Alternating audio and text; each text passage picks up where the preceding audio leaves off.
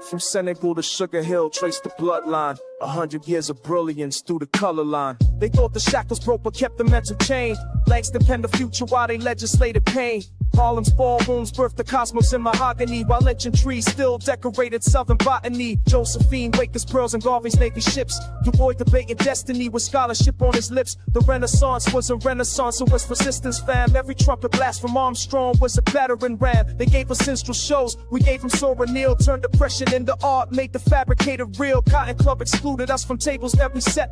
To form the Venus Nightly, never free from the deck. But Bessie Smith could shatter glass, shatter cash, shatter lies. Every note she sang contained a revolution in the sky. Build temples from the rubble, make cathedrals from the scrubble. Turned the margins to the center, now they study what we scribble. We built temples from the rubble, every generation double the inheritance of genius that they tried to keep us from. Fast forward through the decades, watch the pattern reassemble. Malcolm's speeches, Martin's marches, every voice begins to tremble to the earth until the structure shows its fractures. FBI was tracking every coon word, every pastor, every actor. 40 acres never came but 40 minutes on a stage. To reconvene your consciousness and channelize the rage. From bebop to hip-hop, the fool lines mathematical. Each generation weaponized the beautiful, the radical. They gave us Reagan, now there's crack and mass incarceration. We gave them Public Enemy and blueprints for liberation. The Harlem Renaissance never ended, just evolved its form. Every freestyle cipher is a brainstorm, is a storm. Where the children of the talented, the tenth that was prophesied, inherit the fire that the water couldn't wash aside. They tried to write us out the narrative. We offered all on text, 100 years of proof, and that we're destined where was next. Temples from the rubble, made cathedrals from the struggle. Turned the largest to the center, now they study what we scribble. We built temples from the rubble, every generation double the inheritance of genius that they tried to keep us from.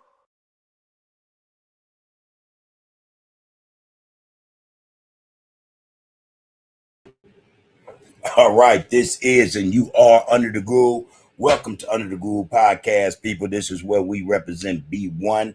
B1 equals black first, and we say that. We try to go in on that unapologetically, man. All right. Happy Wednesday to everyone. Grand rising to those who, embrace that and understand what it means. Let's get it in, man. I'm here. You are there. Hey, let's have at it. I was thinking about last night, man. Well, two things last night. I didn't know until after the fact. My visuals were messed up, man. Kind of had that look to it, like it was the Wi-Fi was off or whatever. I'm like, what the hell? But I do recall setting up. Something was going on. I'm pretty sure I didn't have my connections right, man. So that was on me. I swear, man, I'm to a point now. I hate when that occurs. It just, it gives the impression, I ain't, doing what I'm supposed to do, man. Making sure my T's are crossed, my I's are dotted, man. So that's on me. I take full responsibility for that one. And then there was the individual D Mac or whatever, man. And, man, it's just about respect, man. We can disagree, but let's agree to disagree and do it respectfully, man. There's no need, for anybody, anyone, any of us, especially when we're dealing with one another, to be, just so disrespectful and inconsiderate. You know what I mean? You have a point you want to stress and get across. I'm pretty sure that could be done without having to disparage someone else, or to make, without having to make yourself, whatever it is you represent or pushing, look like you're better than someone else, man. And when the fact of the matter is, man, we're all in the same boat, man. I don't, for real. We're all in the same boat. You could be from deep down south, man. You could be from Africa, South America, Brazil, Australia, wherever that location may be. No one's taking that from you. However, no matter where we are, we're all in the same boat. That should be considered. You have situations where individuals want to point fingers at other individuals because they think or feel they're not being treated properly, correctly, respectfully. And we have a tendency, a lot of us do, to point our fingers at someone in terms of the behavior our own skin gives us, and then talk bad about that geographical location, when the reality is we go through the same stuff right here, man, with each other. So just make it make sense. It didn't make sense last night to go in on our brothers across the water about behaviors that they display to, us who come from here to go over there to visit or whatever. And it's not above board, it's disrespectful, whatever. But then to go in like, how dare they, you know, you're black like me, and this is how you're treating me. This is how you're carrying on with me. Get your feathers ruffled. When the reality is, you come back home in these United States, and it's the same attitude, demeanor, conduct, disrespect from our own kind. So I thought that was kind of inappropriate. That was inappropriate to point that out about that occurrence of that what goes on with us when we go to visit, and not take into consideration that we got that same get down here every day amongst our own. Coldest part about it is we all supposed to be from the same place. You know what I mean? We put a lot though in front of our relationship in terms of respect, dignity, and stuff like that before the love. So listen, man, it's all over. Wherever we go, we have this mentality to where we are not respecting each other. We're not respecting each other. And if differences do exist, and some do, okay. And I mean, what's the big deal? Differences will occur, especially in terms of how we see, our lives today, as much as how we look back, on our past, our history. There are differences, but still the fact remains we're all in the same boat. Nothing's changed except for the geographical locations, man. We're over here, they're over there, they're over there. That's what it is. So just keep that in mind. I'm not gonna hold up, people too long on that issue, because to me it was an issue. Don't take kindly to that type of get down. This is not for that. You want to have something to say, by all means, speak your piece, but learn how to be respectful.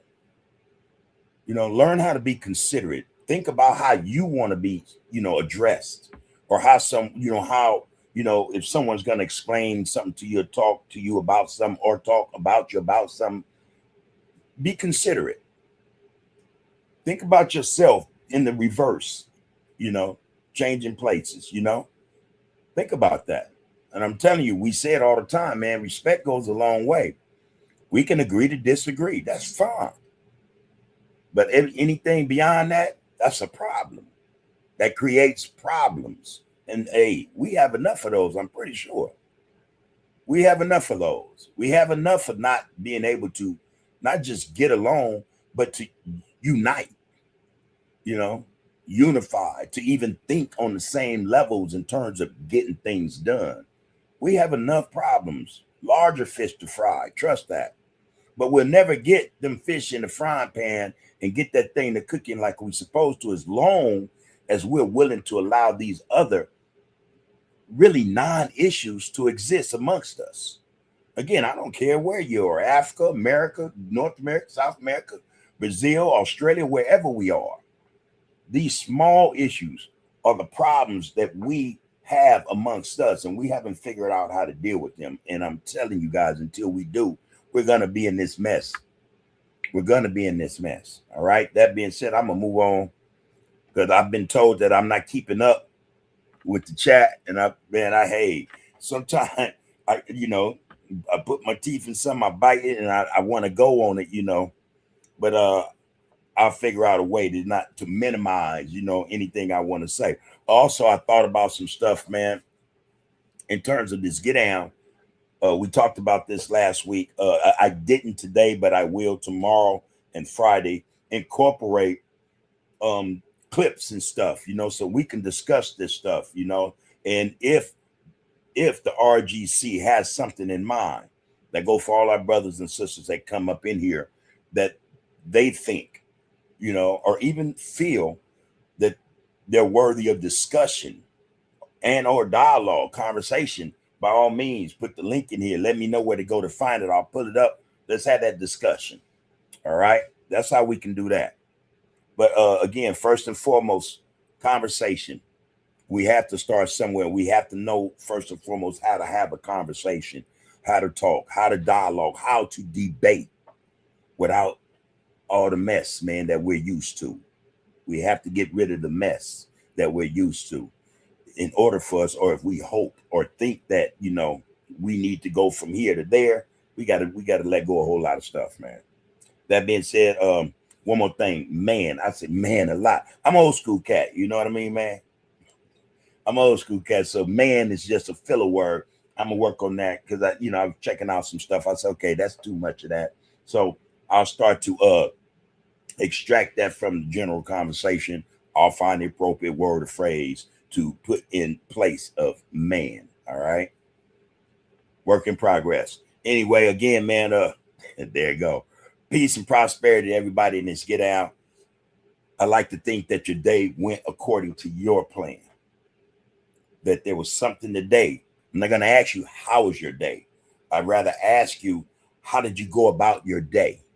What was it in the day that you locked on to and appreciate the fact that you were able to confront it, deal with it, just appreciate it. So that's my question to the RGC and those of you who are going to come in here and sit with us, talk with us, and focus on the focus. All right. All right, James, I see you, my brother. Peace and prosperity. How am I doing? I'm well.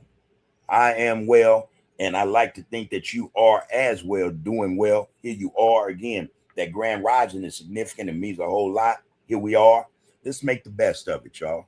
Let's make the best of it. There's nothing wrong with improving. There's nothing wrong with improving, progressing, growing, growth, nurturing. Let's be mindful of that.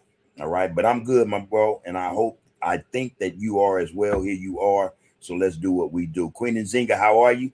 Peace and blessings to the Royal Group congregation. Happy Hump Day, B1. There it is. There it is.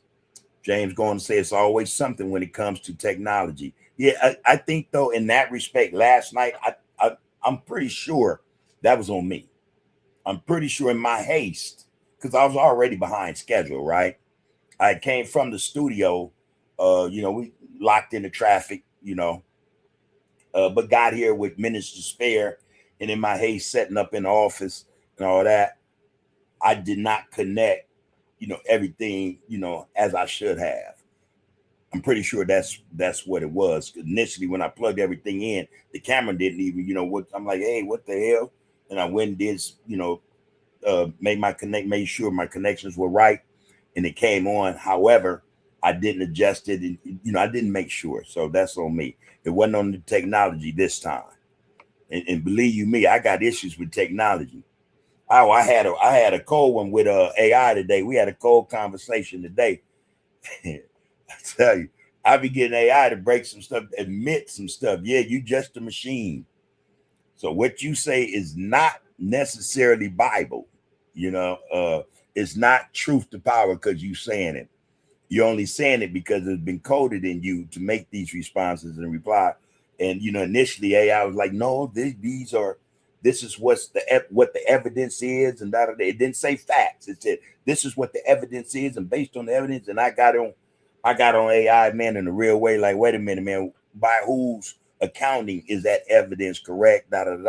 Are there more than one source? Are there many sources of this? And AI got, yeah, there are. Then why didn't you apply, the code you have written in you to go and look it up? And that sucker say, not my bad, but damn near my bad. In the future, I would do that. I'm like, yeah. You can't trust that AI, y'all. Again, AI is coded, is programmed, or whatever you guys call it. I don't know what Al and them, because Al is more of a tech guy about this AI stuff than I am. I'm pretty sure of that. But I'm kind of certain that whatever is coded, programmed in the AI is by individuals who, in my opinion, on a mid-level or maybe even a high level, have biases. They have biases: political, racial, financial, social, educational. They have biases. So these people code, I think, to, again, some degree based upon their biases. And I'm telling you, I see it all the time, man. Anyway, all right, B60, peace and prosperity, bro. And just so you know, the wife and I, we had to get everything printed out so we can look at everything individually, piece by piece, so we can understand what it is, we're calling ourselves getting involved with, so that we will make the decision. We not only make the decisions, but understand why we're making the decisions we're making. So I'm saying that to say to you, bro, I haven't neglected to be on top of that. We're on that. And you'll hear from us real soon about that. You get my drift. All right. Again, peace and prosperity to you, bro. And appreciate the fact that you even reached out and was willing to put stuff in front of us, for us to peruse, to look at and, research, because that's what we're doing. We're researching mostly everything first for our benefit. So thank you. Thank you for that. Real spit. All right, Raymond Skull, man. There that man go. That's the first time. All right. Roscoe, what it do, loved one? All right, peace and prosperity. Right back to you. Say, man, may your family be doing great, and much love to the home kings and home queens in the Royal Group congregation. All right. Black excellence. Hashtag Black excellence. There it is. Love seeing you up in here, my brother. Love seeing you up in here. B6 said, man, dude should have watched Tap's video about UN declaring the world acknowledging the slave trade. I think, though, good point, B60. I watched it. I'm not sure what you watched it. I'm not sure a lot of our people understand the significance of what took place in the United Nations the other day. Profound. I really thought that was a heavy issue.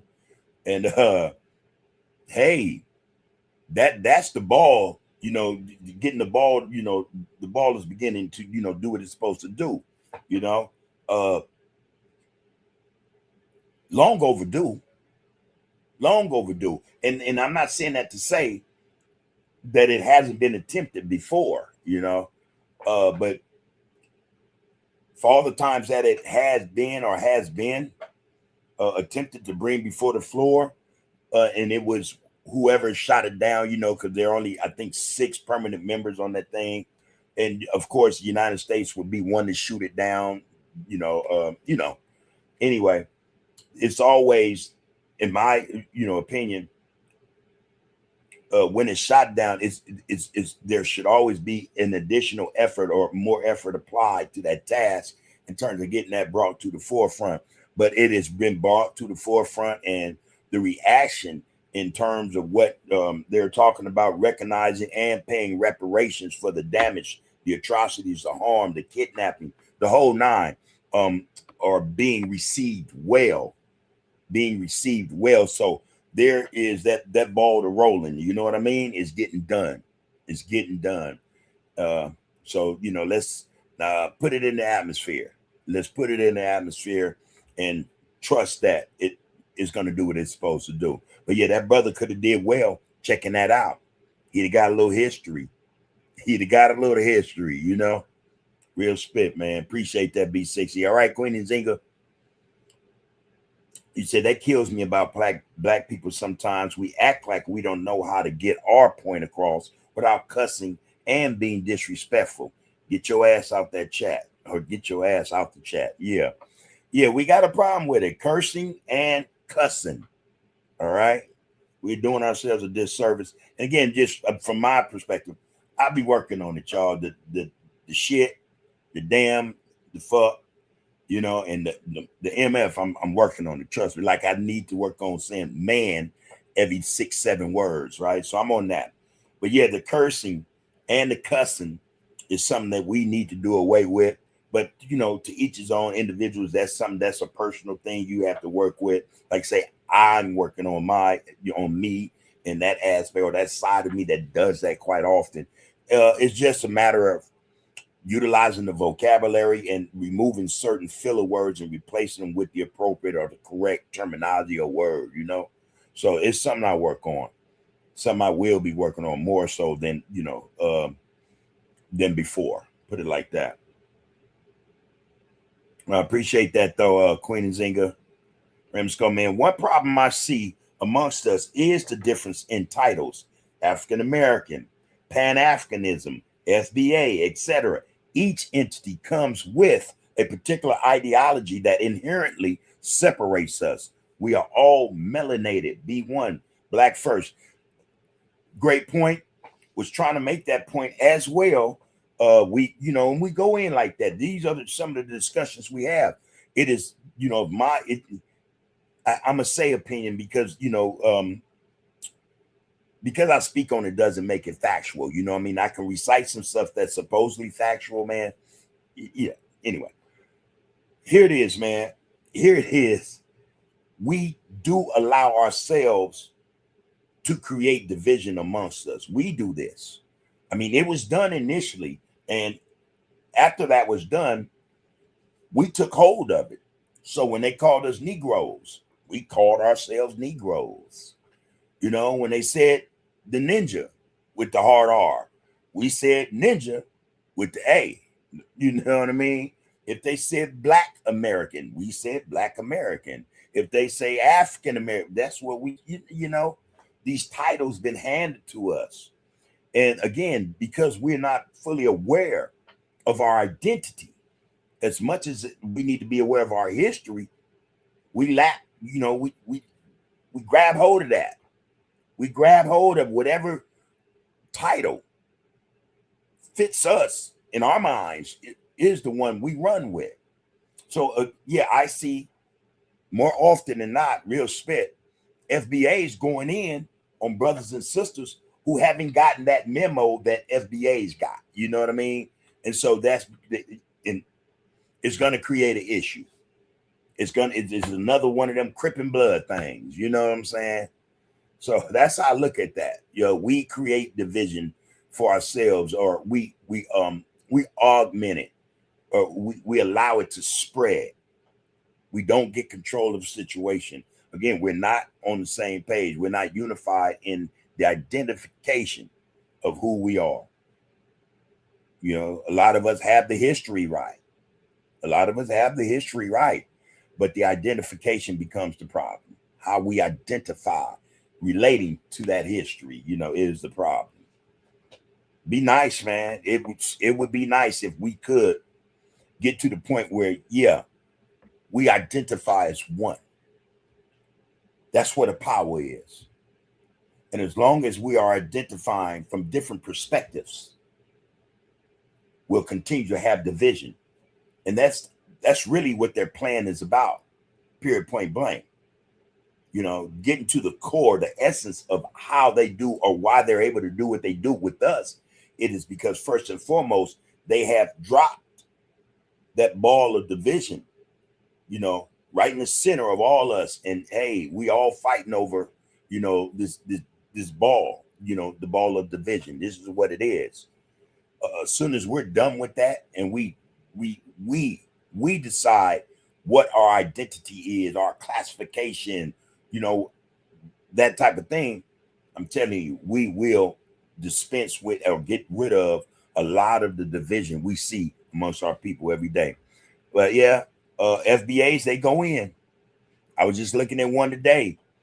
Matter of fact, Roscoe, one you suggested, and the brother, he was going in, starting talking about FBA. And I'm like, dang, man, that's like, a Christian talking about Christians and disregarding everybody else because they're a Muslim, a Buddhist, things of that nature.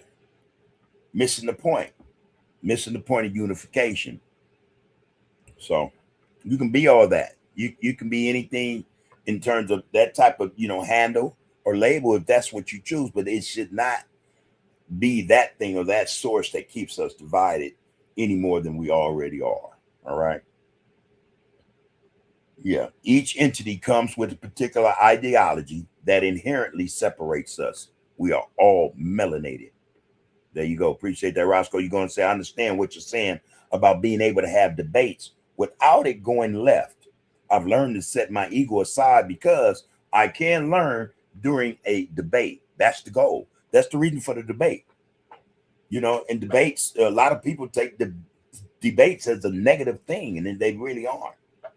You know, debates are just these types of things. Okay, convince me that what we're going to discuss or what you want to impart to me is good enough for me to change my mind or to see the points in your debate to where I'm like, oh yeah, you have a greater point there than my own thoughts in terms of what I wanted to debate with you about. Debates are there, man, to yeah, to inform us, you know, to inform us, and that's one of the things we lack: information or education. You know, we lack those things, certain qualities that really matter. But debate or debating is not a negative thing. We should never look at it like it's a negative thing, man. Debating is not negative. I think it's a progressive, exchange, very progressive exchange. So let's move on. Appreciate that, Roscoe, always. Jameson, man, I don't know why you were upset yesterday, but I'm glad it ain't on. It ain't none. Don't let no one get you off your square, big bub.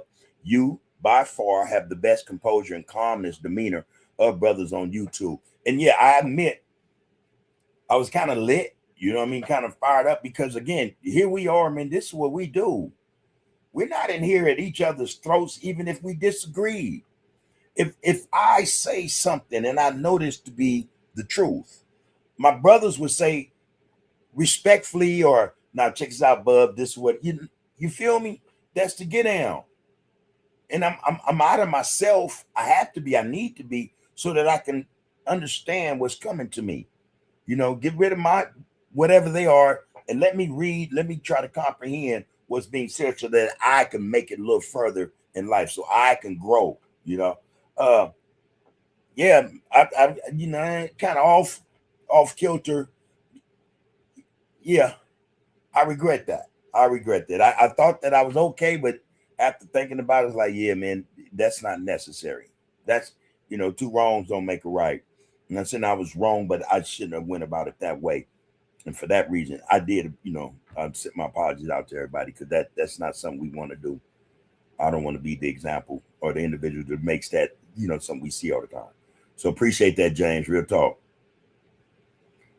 I was going to say, since you mentioned challenging AI, I've been doing the same thing, and I see you can make it change its stance on topics. That's all I was saying. You can actually make it. I think what happens is that the more you feed it whatever information you have, it goes back into the system and it searches for it. And if it finds, in fact, it told me it generates its answers based on how many pieces of information is surrounded or involves what I asked. All right. So if we have, something to contend what's being said by AI based upon the material, the coding it has, it will go in there and see if it can locate what we're saying. And if it does, it'll come back and it'll rephrase a whole lot of stuff. It'll change its stance, like you just pointed out, to a more neutral stance or totally on your side in terms of what the discussion was. I went through it today. I mean, when again, a deep dive, I went in and it dealt with basically it using the phrase obliterated, just because Trump and Netanyahu says they've obliterated the Iranian military's capability of shooting missiles, drones, or whatever. That doesn't make it true. And it doesn't make it true because if that's the case, how is Iran continuing to shoot missiles all day, every day, and drones? If the whole system, if they depleted over 90% of the missiles and 95% of its drones, how are they able then, and they made this statement more than a week ago, how are they able then, Iran, to continue shooting these numbers of missiles and drones every day? If you destroy their capability to launch them from the back of trucks or missile launchers or whatever, then how is that possible? If they were obliterated, how is this possible? So that was the basis of the conversation, and I won. I was very pleased with myself, I must admit, because I'm telling you, there's something we got to be very careful and mindful of this technology, man. People, we have to be very, very careful of this technology, people. That's the truth. But yeah, give it a try. I would advise all y'all to give it a try. Your idea, the way you look at AI will change a little bit. A little bit. If not a great deal, a little bit. James say, man, I don't do AI. That shit is taboo. I don't want nothing to do with it. And I choose to never, I guess, man, you say never deal with it. Also, just in reference to what we're talking about AI, I saw today Melania Trump walking through one of the halls of the White House with the robot, you know. And that robot I saw walk on her compared to the robots I've seen, like with China, for instance, with two different robots. You know, the one I saw with Melania Trump, maybe that was some shit they had, you know, mothballed in the closet 5 years back or something. But I'm telling you, it walked like one. It didn't have that fluid motion. I've seen Chinese robots have that fluid motion, you know. I'm like, wow, you know, big difference. And I was thinking, well, you know what, y'all making another mistake, Trump administration, by even putting that on TV. You know, I mean, it could be a ploy, but you know, you don't want to give that impression like, damn, man, yo, you guys' technology is kind of off. You know, it doesn't compare with China's in terms of what we've seen or what I've seen, you know. Yeah. AI, man. Polk had said before that it's not necessarily AI we have to worry about. It's more to the point of, okay, what are we going to utilize AI for? How can we utilize AI to our benefit? Get it out of our heads that AI is the enemy. I mean, keep it in some respects in your mind that, you know, AI very well may turn. All the pundits, the experts, and the analysts say that it's more than possible. It's probable. So yeah, you know, while there is the opportunity for AI to assist us in whatever it is willing or it can assist us with right now, it would make sense to utilize it as best we could, or you know, limit our use with it. So yeah, people, that's what that is. Don't turn your nose down at something that, you know, could, you know, for the time being assist you, Brother James. It might serve you in some form of fashion. I don't know. You say, I'm stubborn, but I stand by certain views very firmly.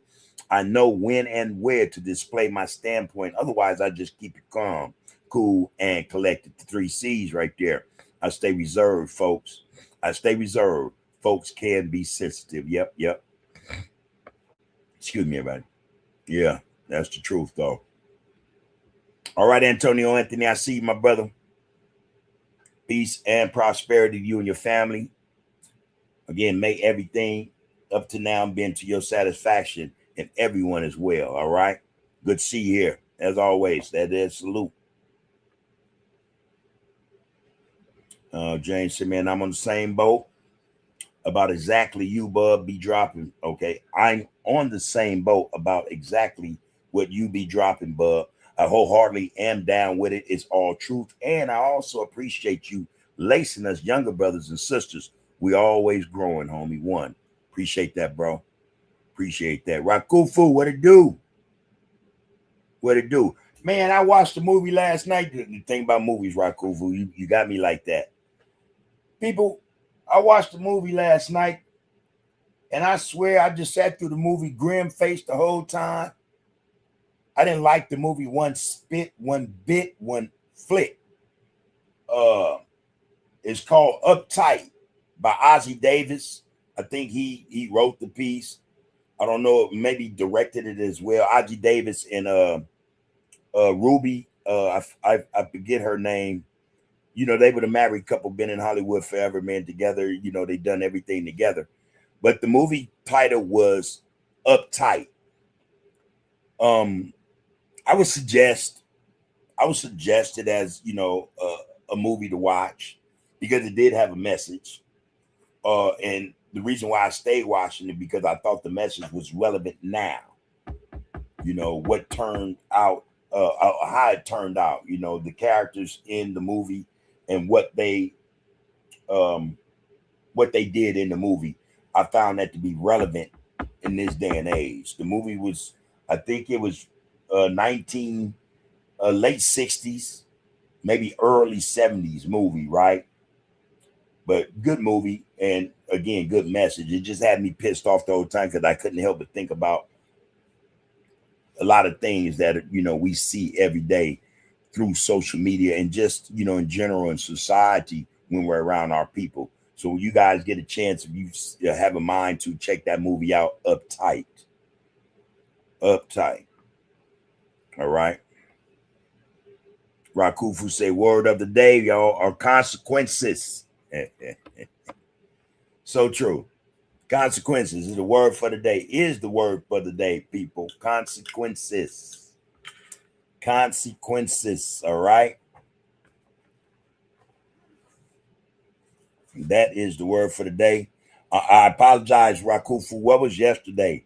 Or was it the day before? Did we do one yesterday? Consequences, huh? And right quick, y'all, for those, because I had to brush up every now and then myself. Consequences are the direct result, outcomes, or after effects of a specific action, decision, or event. They can be positive, rewards and benefits, or negative, penalties or consequences. All right. Penalties/consequences, often occurring as unavoidable, logical outcome of behavior, such as a direct consequence of action. All right.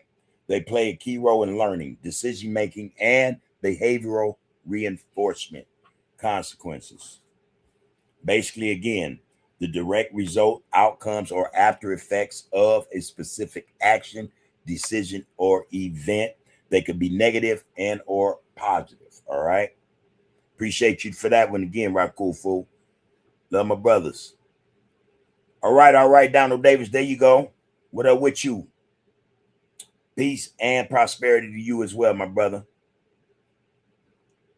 And it's Bub. I had that. I've had that a whole lot throughout my life. And for a lot of y'all who don't know, my name Bub or Bubble is a family name. It's not a street name. My auntie named me that as a baby. There's a story behind it. Anyway, my auntie gave me the name right before we came here to California. Rather than my mom bring me and my oldest brother to California, my aunties tried to hide me behind the couch so moms wouldn't bring me to California. Moms went big, start crashing out. So they go behind the couch and they, go to pick me up, and there I was blowing bubbles. So, as babies do, right? Little black ass baby, swaddled in his blanket, blowing bubbles. So that was the name. In fact, my uncle, my mother's brother, he called me to this day, Mr. Bubbles. He still, and that was the name back in the day. As I started growing up, it was Mr. Bubble, it wasn't plural, but just Mr. Bubble, But it is a family name and it's not a street name. For those who know, what I was called in the streets other than Bub or Bubble, they know I don't parade that around or even deal with that no more. Some individuals just when we cutting it up, shooting and hanging out, they hit me with it. All right, that's cool. But yeah, that is. So yeah, either Bub or Bubble, not Bubba. But I've been, like I said, I've been struck with that Bubba, really my whole life. Some people, that's just what they do. That's just how we talk sometimes too. Don't mean nothing by it. I get it. But that is, man. People. All right, I see you up in here. J15062. Pray for the family of the person just killed on 75th and Hoover. Hit and run accident. Yeah, there we go. Wow. You send that energy out, man. Send that energy out, man. I hate when, anytime bad news can beat any of us home, man. I think that's sad. I think that's sad, man. So my thoughts, go out to this family,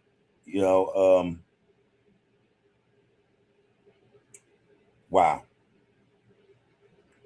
May they find some peace as a result of this. I don't know how they can, but may they find peace.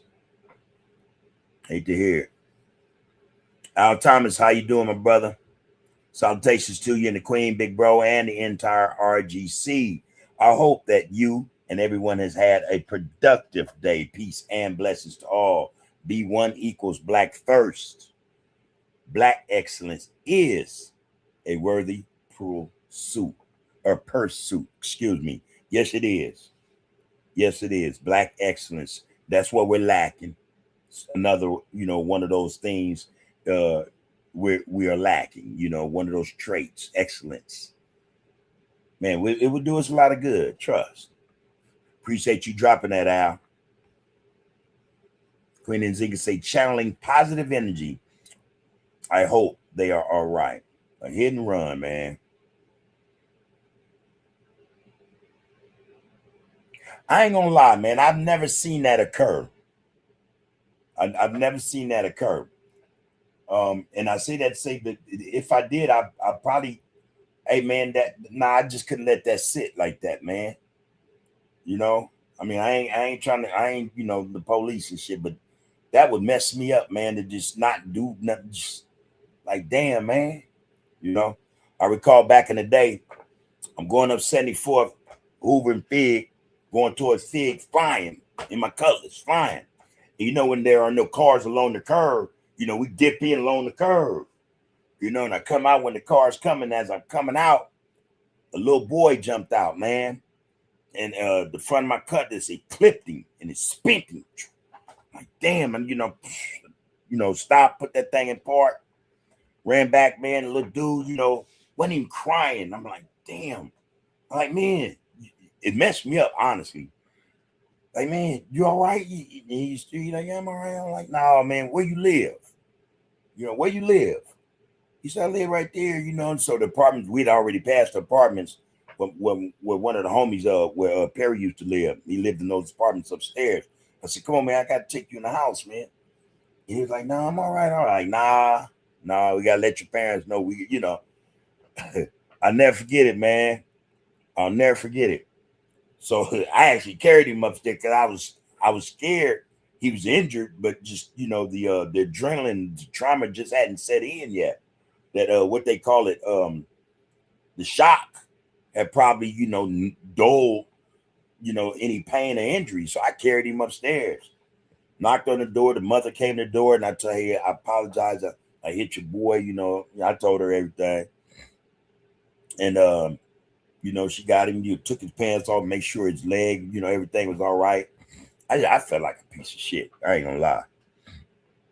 I felt like a piece of shit, man. So much so to the point, I don't know how much money I had in my pockets, man. I was like, here, I really felt bad about that. I'll never forget that, man.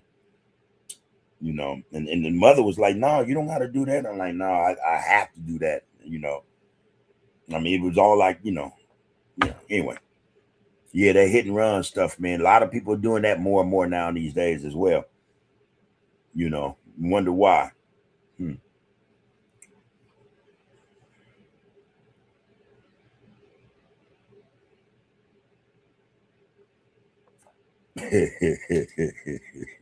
Rakufu crazy. Another word for the day is hermeneutics. Hermeneutics. Okay. Rakufu crazy, man. Hermeneutics. All right, there you go.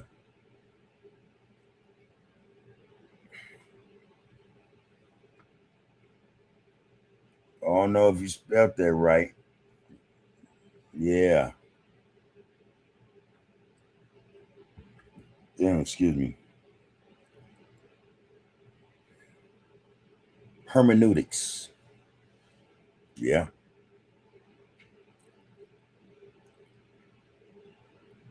Yeah, hermeneutics. That's what that is, Rakufu. It is a theory of methodology, and art of interpretation, specifically focusing on understanding written texts, human actions, and historical events, particularly in theology and philosophy. It serves to uncover the author's intended meaning by analyzing historical, cultural, and grammatical context, often acting as a bridge between the ancient text and the modern understanding. Thank you for that. All right. James said, man, Bub, again, hey, Rakufu, thank you for that, bro. Appreciate it. James said, Bub, I saw some robots over there in Korea. I think, and you're right, they look just like people with the skin, hair, eyes, and all that. That chit don't sit well with me, brother. Hell no.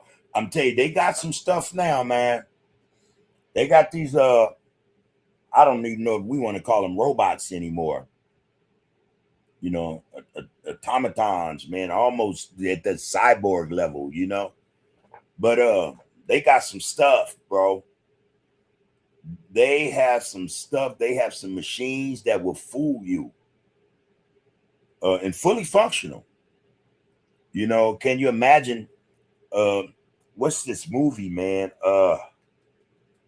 This guy was a billionaire, man, and he had this this automaton, this cyborg female built, and it could do everything. You get my meaning, right?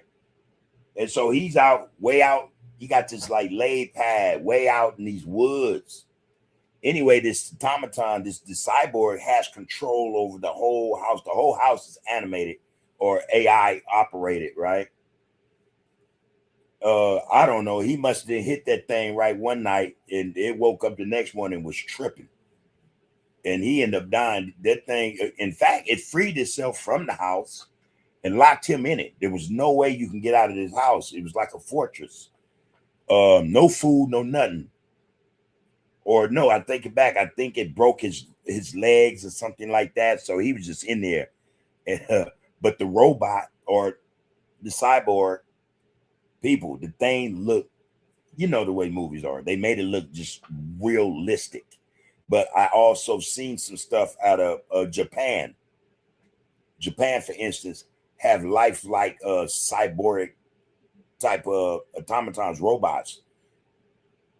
I think some are walking amongst us today. We just don't know it, you know, and they do it, you know, they put these prototypes out there. They test them in society. I just think that. I could be wrong, but yeah. Hey, man, we bet to be careful. We bet to be careful. You never know. Rakufu said a resolution led by Ghana was passed at the United States General Assembly. Yeah, B60 brought that up, and I did see it yesterday about,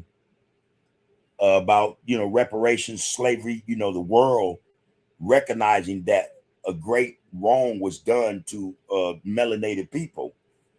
The resolution passed. Again, I'm surprised that the United States hasn't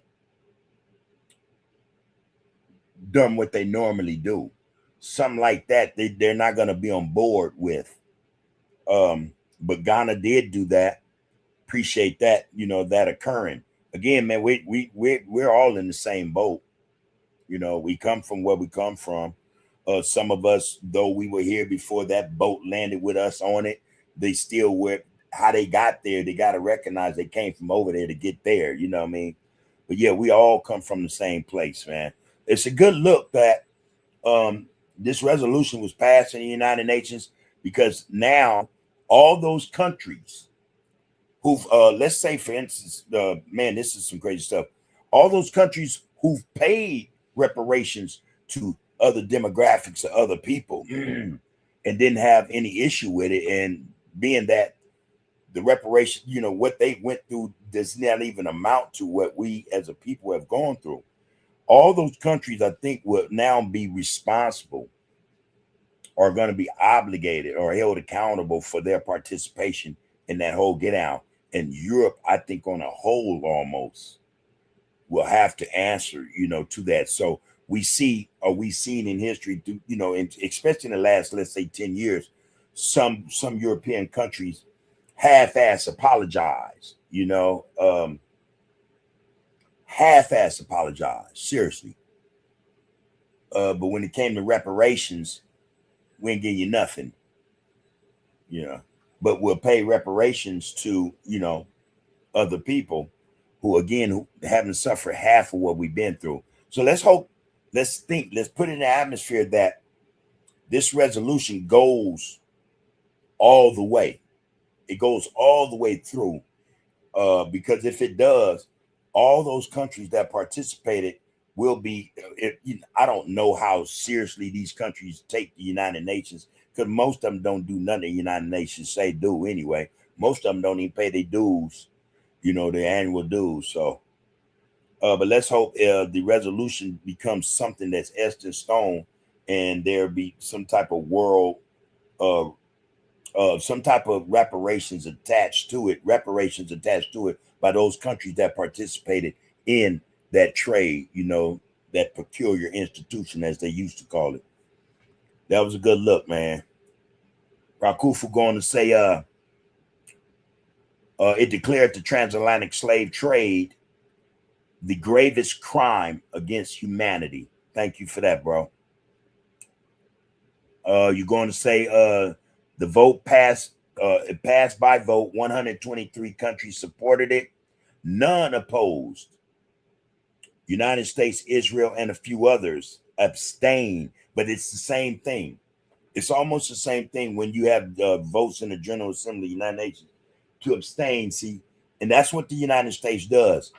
And the coldest thing about that is the person, if I remember correctly, who the assembly or the representative for the United States in the United Nations is a black woman, unless they, the seat has been changed. I'm gonna have to go look that up, man, because last I remember it was a black woman as the spokesperson or sitting in the seat at the United Nations. But the crazy thing about that is there have been a whole lot of resolutions put before the General Council of the United Nations that spoke to us as a people, the atrocities, the crimes against us by, nations. And the United States always have abstained. Always have, always. And then you want to know, how does Israel get a vote? You want to ask that question. This is how you know this stuff is rigged. You have countries, man, that older than history, dang near, and they don't even have a vote. And I mean the not the whole assembly, but I think there are 7 those who started the United Nations after World War II. World War II are the ones who really get the vote. All right, America, Russia, China, Britain, France. Those countries, they get the vote. It's only 7 of them. Africa does not have that vote, where they can vote on stuff, But anyway, Israel up in there like that, I don't know. A lot of European and a few others abstain.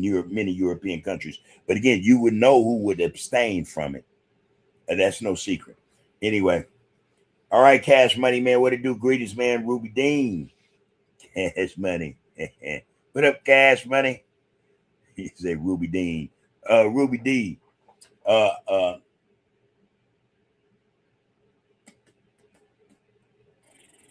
that her name? Ruby D? Is Ruby D.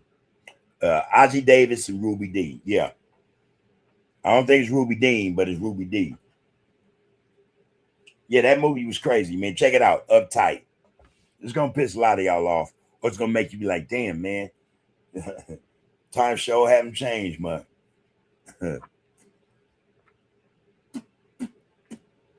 Rakufu going to say, man, what Ghana push for Ghana's resolution calls for slavery the most serious, gravest crime against humanity. It pushes for reparations, money compensation, formal apologies, return of stolen artifacts. Man, those are some good demands. You're going to say why people are arguing about it. Some Western countries said it could create a ranking of crimes. Ghana and supporters say, not yesterday, okay, a ranking of crimes. Let me see. And you know what? Yeah, for a lot of them European countries who have artifacts, a lot of them, they say they belong to them now. A lot of them have said they're not giving anything back. I'm trying to recall if the UK was one of them countries that said it.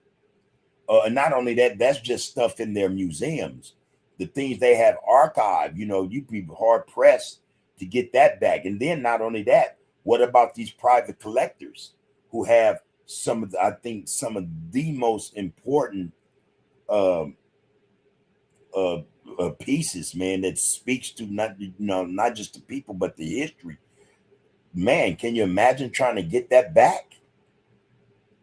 Trying to get these countries to open up their votes. All these, the stuff they got locked away, these artifacts. Be hard pressed. Be hard pressed. I can just hear the lies coming. Oh, well, that piece, it was destroyed, or this, that, and the third. It disintegrated. It was so old, and I just hear the lies coming. You hear the lies, man. Raymond Scholes said, man, greatest deception is the colonizers committing every inhumane acts against us, but convince the world that we are the bad ones. And it had to be done to us because we were not civilized. We needed civilizing. We didn't know how to take care of ourselves. All kind of old stories they got. Again, when you just think about the shit, the things we hear about other people, the things that people would say about people, it's crazy. It's crazy. I was just talking to somebody the other day about how the United States and the Israeli regime spin this narrative of terrorist or terrorism against Arabs. Just it's a blanket thing, I mean? This is what they do. They label most in the Middle East terrorists, and it shocks me, man, that they say it so flippant. They're just smooth when they say it. They don't miss a beat. They call them terrorists, and I'm like, wow. It's like the kiddo calling the pot black. You know what I mean, people? That's crazy. That is crazy. So yeah, we see this happening all the time, man, where again, people could just start making these statements, and they say it enough, say it loud enough, often enough, others will believe it. When it came to us, they said it enough, or they wrote things down in their journals. Because they had grass skirts on, they were uncivilized, they were savages, paint on their faces, and and so they created this narrative, start telling these narratives, and people took it and ran with it, and it's something most of us do. They know how to make people look bad. And the coldest part about it, again, it is no one on the face of the earth worse than them. So there it is again. The kiddo calling the pot black. It's crazy to me. It is some crazy stuff. We are the bad ones. It's like Israel and the United States saying, man, Iran are the bad ones. And just totally disregarding why Iran acts the way it acts, or why others in that region do what they do, because what has been done to them. Again, they become the terrorists. They become the bad ones. It's a crazy game, man. People. Why people are arguing about it? Some Western countries said it could create a ranking of crimes, Ghana and supporters say. Yeah, and that's in regards to this resolution being passed in the United Nations. But I think a lot of people are going to go against, a lot of countries, governments are going to go against it, because not only to create these rankings of crimes, all of them did atrocious things, heinous things. All of them did the same thing. They all did the same thing. Not one did any different than any other.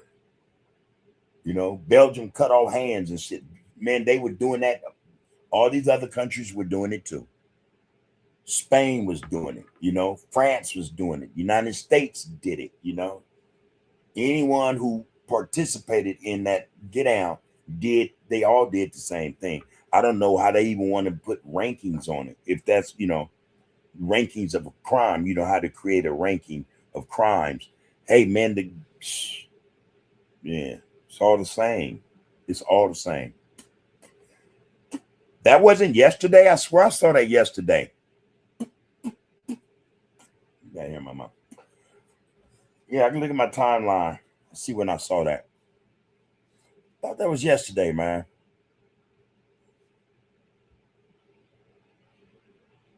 Which one is it gonna be on? I'm not watching that, bro.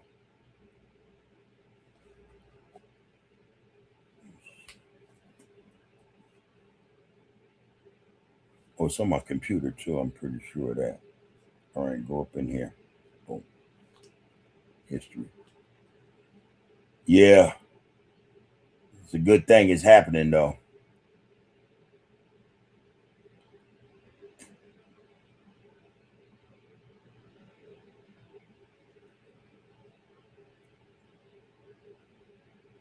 All right, yesterday.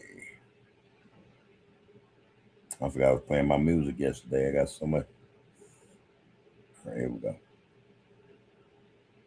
Give me a second, y'all.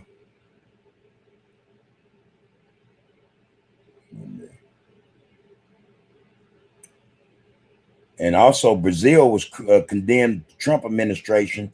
They on them about a whole lot of shit. Brazil is standing up. About the only one in South America willing to push back. And they mentioned slavery as well. They talked about that. I think it was called the CELAC conference. And I got to be on my laptop. Anyway. Okay, I'll double check. You said it wasn't yesterday, it was today. Al Thomas said, man, Chat GPT initially responds to the level of your inquiry. Surface level questions will get a surface level response. If you press it, it will attempt to dig deeper. If your information has a solid foundation, you may be able to get it to relinquish or change its position. I don't know. I think that, and I appreciate that. I'm just thinking that if AI is coded to answer a question, then why? I don't know. I'm probably being naive. I don't understand technology as much as a lot of you guys do. But why wouldn't it then go to not the surface or the basic of the question? Because I think that excuse me, AI knows the core of the question. Why not go to the seriousness of it rather than the less basic of it, or the basic of it? Why not go? Why just don't go to that? The overlining issue. I don't know. I think that just going just to the basic shit rather than going to the core of it, and I'm pretty sure it got to be coded to know what is being asked. Sorry about that. I don't know. And maybe that's what it is, though, Al. I have to rephrase it, go that, a little deeper, and make my inquiry a little more, not simplified, I don't know. Maybe that's it.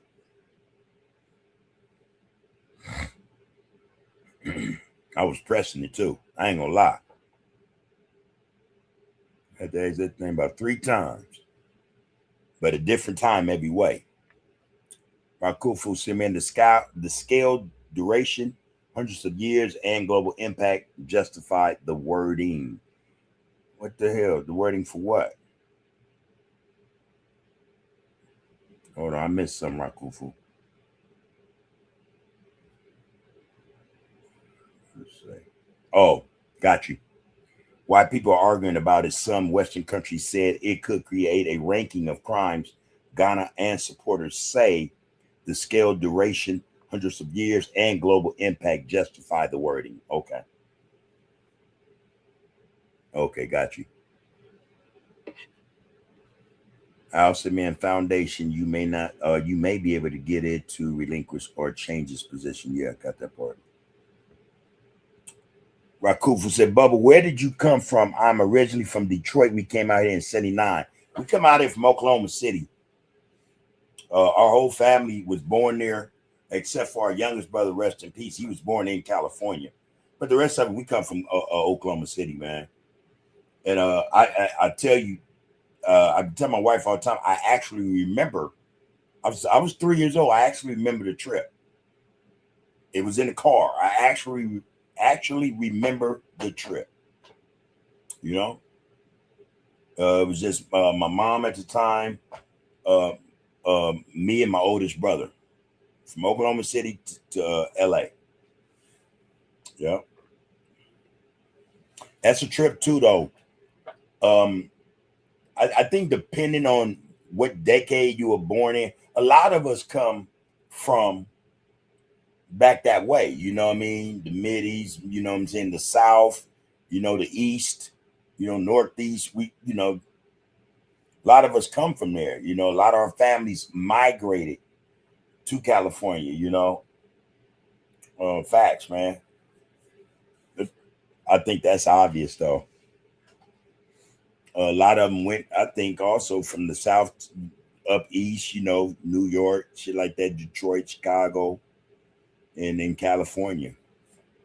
Yeah, we Oklahomians. Pope, what's happening, man? Top of it, bub. The visuals were off, but that didn't stop the live from being fire as usual. What it do, RTG and RGC. To the kings and queens. Blessings to y'all and your families. Likewise to you, brother. Peace and prosperity. Good to see you back up in here. Yeah, you know, I didn't realize it too. My wife had mentioned it to me. I was like, oh man, for real. So I go and look. I checked it out. I was like, dang. I didn't like it. And only for, you know, I think I agree with you that, you know, I thought our conversation, what we discussed was fire. It was above board. So that's the only reason I let it stay. Initially I was gonna take it off. You know, I didn't realize it was messed up until she said something. Because right after it goes through its process, I wanted to make some shorts. And as the shorts were generating, and they came out, I noticed like the first three were kind of like blurry, you know, pixelated almost. I said, what the hell? You know, so I went through all of them and they all were like that. I was like, ah, man. So I didn't even put up shorts from it. I didn't even use any of the shorts, man. That's how, you know, disappointed I was. And again, that was in my haste. Today I made sure, I said, let me make sure everything's hooked up right, because we don't want no problems. We got to get to the point we have no problems with this get out. No problems. But thanks, Pope. Appreciate that, bro. Appreciate you, man. Lonzo, what it do, loved one?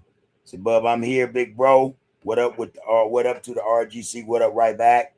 That's right. Peace to Alonzo. Peace and prosperity to the fam, man. Here we are. I haven't seen C1 again. I'm hoping she all right. Kimberly ain't been in there either. Hopefully she's all right. Yeah, there you go. So I'm wondering what's going to become of this this UN resolution. And so now that we know the United States abstained from the vote, that means that's going to be, or it's going to continue to be, an uphill battle with them getting to the point where they're going to recognize reparations, not just recognize them, but give them, and all those other things. I'm not quite sure. I wish someone is able to tell me this. Has the United States ever apologized for the peculiar institution, or slavery or bondage here in the United States. I can't recall it. Maybe they haven't. Maybe I missed that. All right. If somebody knows that, let me know. Let me know, because I can't call it. I can't recall it. But again, what do you guys think is going to come of this UN resolution? As Rakufu pointed out, some European countries have abstained, as well as the United States. I don't think Israel is an issue or even have a say in it. Why would they abstain from something they had, wasn't even a part of it? I get the politics of it. Whichever direction the wind blows in terms of the United States doing something, they'll go that way. And conversely, whichever way the wind is blowing, as far as Israel is concerned, the United States will go that way. So there's no surprise there. But do you guys think it will become more than a resolution, that it will become, in a lot of respects, something that other countries, especially those countries that were involved in it, will respect and attempt to make amends? Like I say, I'm trying to recall what country. Actually, I think it was, I want to say Belgium. They did a half-ass apology about what the guy's name. I forgot his name. I shouldn't forget his name, but I forget his name. Anyway, they did a half-ass apology about that guy and what he did. And again, I don't know. I don't. Now that I think about it, I don't see it as being no easy fight. This is gonna be a hard fight, because most of those countries that participate in that get out are apps or not voting, abstaining from the vote. Yeah, it's gonna be one of them things, man.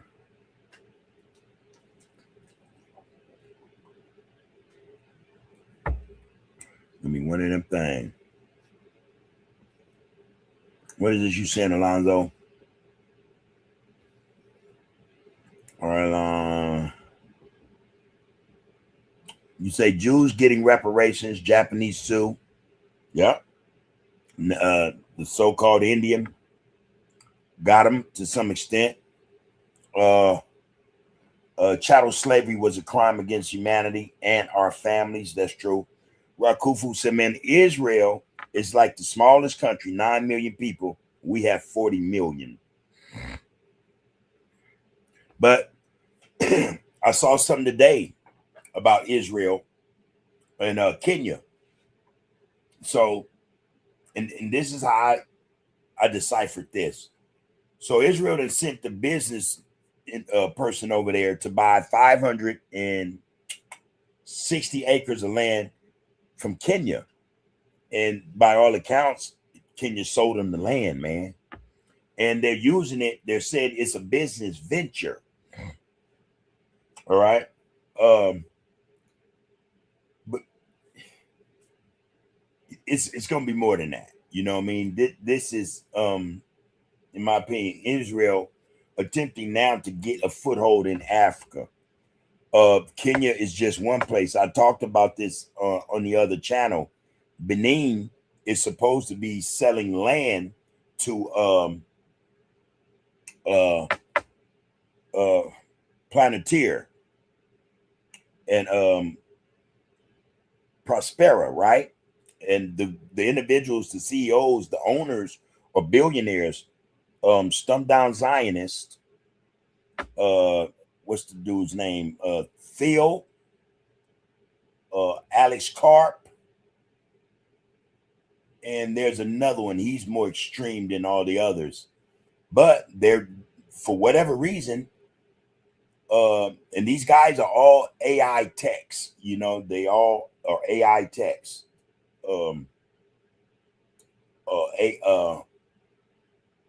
OpenAI is another company along with Bill Gates. They got these tech companies, but they're going in other countries and they're buying land. And as a result of the purchase of land, they're building communities in this land. And also, not only are they building communities, they're demanding that they govern their own selves, that it's a municipality, you know what I mean? That they're sovereign within a sovereign nation, or area of land or country. And when I first heard about it, I was like, nah, man, they, who's dumb enough to do that? I first heard about it, and it was I think Nicaragua. I think that's the first one. The next was Benin. I didn't learn about Kenya, and it's not in terms of the business that's been established in Kenya, it's not the same. It's not under Planeteer's umbrella or Prosperous umbrella, but it is um, a Zion, an Israeli, had set up base there, 500 some acres, then built on it and everything. And he's saying how they're gonna start the kibbutz school. And I was like, oh yeah, it's a wrap then. They allow them to open that school, it's a wrap. So 100 years from now, they'll be going to war with them just to get them out of their country, because they'll be laying claim to the country. It's crazy how people just don't understand or just pay attention to history, what goes on or what can occur as a result of not knowing, what has happened before, It's just crazy to me. Then you got people coming on who are advocating that it's cool. You can sell them the land. It's all right. These are our brothers. And, the thought occurred. And then it was even asked, it was said in the comment, can a Kenyan go over to Israel and buy 560 acres of land and go and, stock it, build on it, and then say, we're going to open a school for Kenyans? I wonder. So this shit that's going on, it's a lot to it, you guys. It's a lot to it. And these people are trying to keep us distracted and not mindful of what the hell is happening. But it ain't going to serve us. I bet you that. It ain't going to serve us. Now, back to this reparations. If we get them, hey, man, more power to us. More power to us. I don't know, especially about the United States. That's kind of like a hard sell. Again, them people, them Zionists, they are here, man. They're entrenched in it, not just the country, so to speak, but the government and in business, the finances of this country. I think that again, they run the government. They have one of the strongest lobbies, and I'm pretty sure they're telling them, man, don't give them a dime. Because I think that in their minds will be a threat to them and what they hope to establish or accomplish here. And again, they've said it out in the open. Black youth, our young brothers and sisters, are their greatest threat here in America. I don't know if they meant also in Africa or wherever we are, on the planet. But I know they were kind of specific about, here in America, the young black, generation is Israel's greatest threat. They didn't say the greatest threat to Jews in this country. The lady said greatest threat to Israel. I said, oh, okay. But yeah, so I think they may have or want to have a say in whether or not the U.S. government recognizes, that they committed a great wrong, a great crime against us, and that, they're not going to allow that. They're not going to allow that. I don't see it. Okay. Yeah. Yeah. So Rakufu, you were saying anyway, that was Alonzo, Jews getting reparations, Japanese getting them also. Okay, we read that. Rakufu said Israel participated in the slave trade. That's how they voted. Yeah, I think a lot of people don't realize that a lot of the ships that were on the water were financed by so-called Jewish people, back then. They had the from what I read before, a lot of them had the fleets, the ships, So then there was, and that was, I think, between the Middle Passage from there to here, across the Atlantic. I can't speak to the East Indian Company and who owned those and all that, but yeah, I know the Jews had a hand in transporting a lot of our people over here, as well as having a hand in slavery here as well. Yeah, so they're gonna go whichever way the wind blow in terms of the United States because they in cahoots with them. But that's funny because if you go back to the so-called founding fathers of this country, they couldn't stand them. And there's documentation. They couldn't stand them, not even a little bit.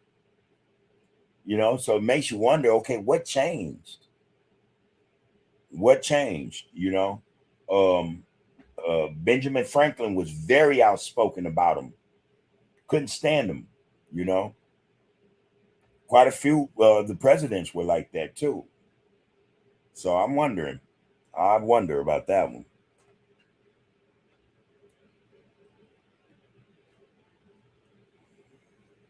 All right, Alonzo said, man, Israel is like the smallest country. Yeah, 9 million people. We have 40 million. Yeah, there are about 40 million blacks here. And there are 9 million over there. Yeah. All right, Pope said, man, about today and how I went at it. I can't complain if I wanted to. To know that you're loved by the people who matter in your life is my biggest blessing. I'm a now, or I'm a new man because if you let it, I guess I'm reading that right. I want to say I'm a new man because if you let it, the past, it will hold. If you let it, the past will hold you back as it does most of the time, or as it most of the time does. Excuse me. Yeah. Yeah, don't do no complaining. Them pictures you sent me, man, were on point too. They look happy. That's a happy family, brother. Yeah, yeah, yeah. That's how it's supposed to be, though. That's how it's supposed to be, man.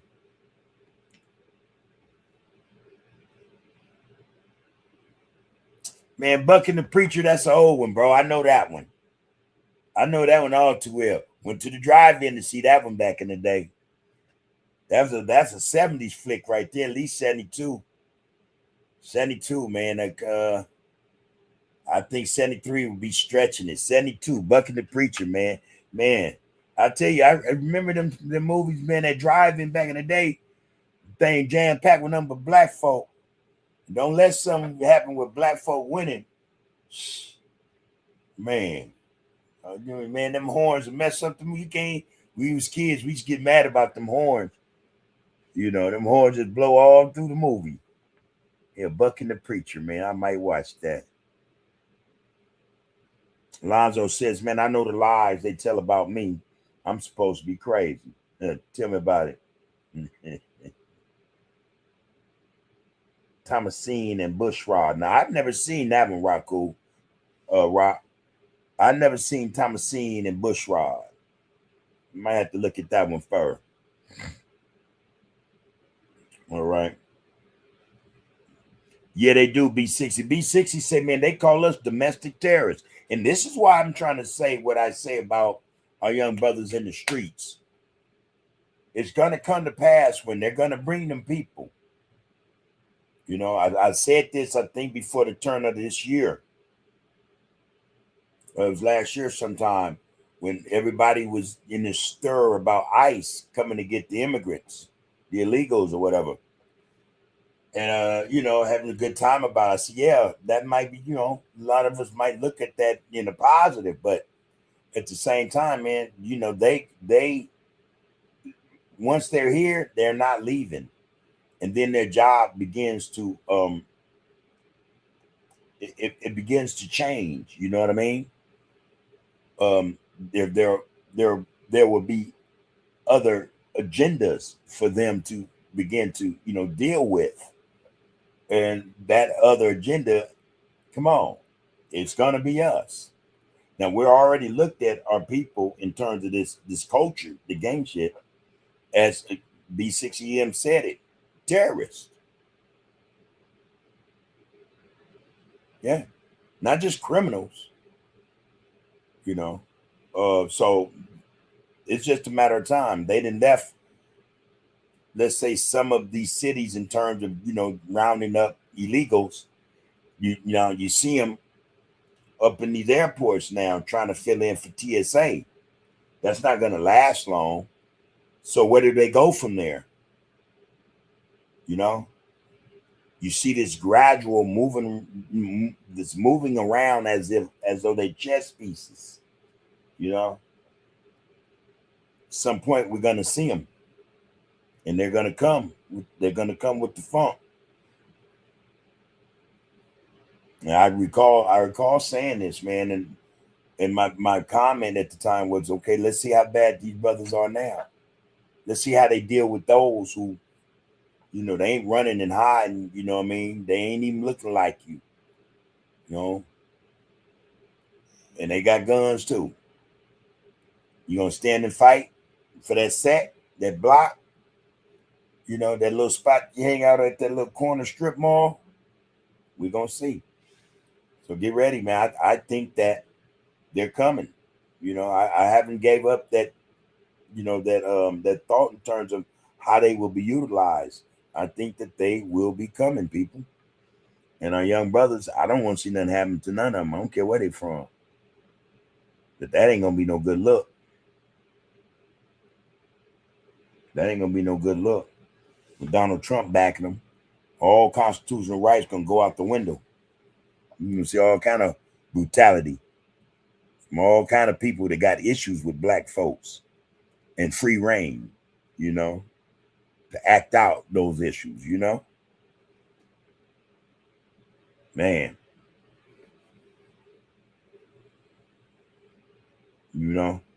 Yeah, man, that dude. So he gave a speech today, man, and I'm trying to figure it was called the NRCC. I think that's the National Republican Conference Committee, something like that. They're getting ready for these votes come November or whatever.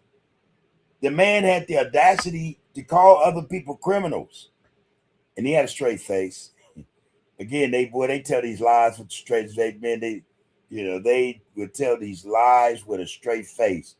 He called certain Democrats criminals. Probably weren't not wrong, you know what I mean? He didn't mention Republicans being criminals, though. He wouldn't have been wrong, you know what I mean? But he called other people criminals.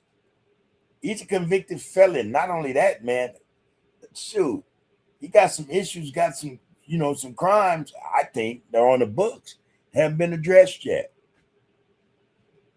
But here it is again, a criminal calling another criminal, like the terrorist he is, and call other people terrorists. It don't make any sense. It don't make any sense. None of it does.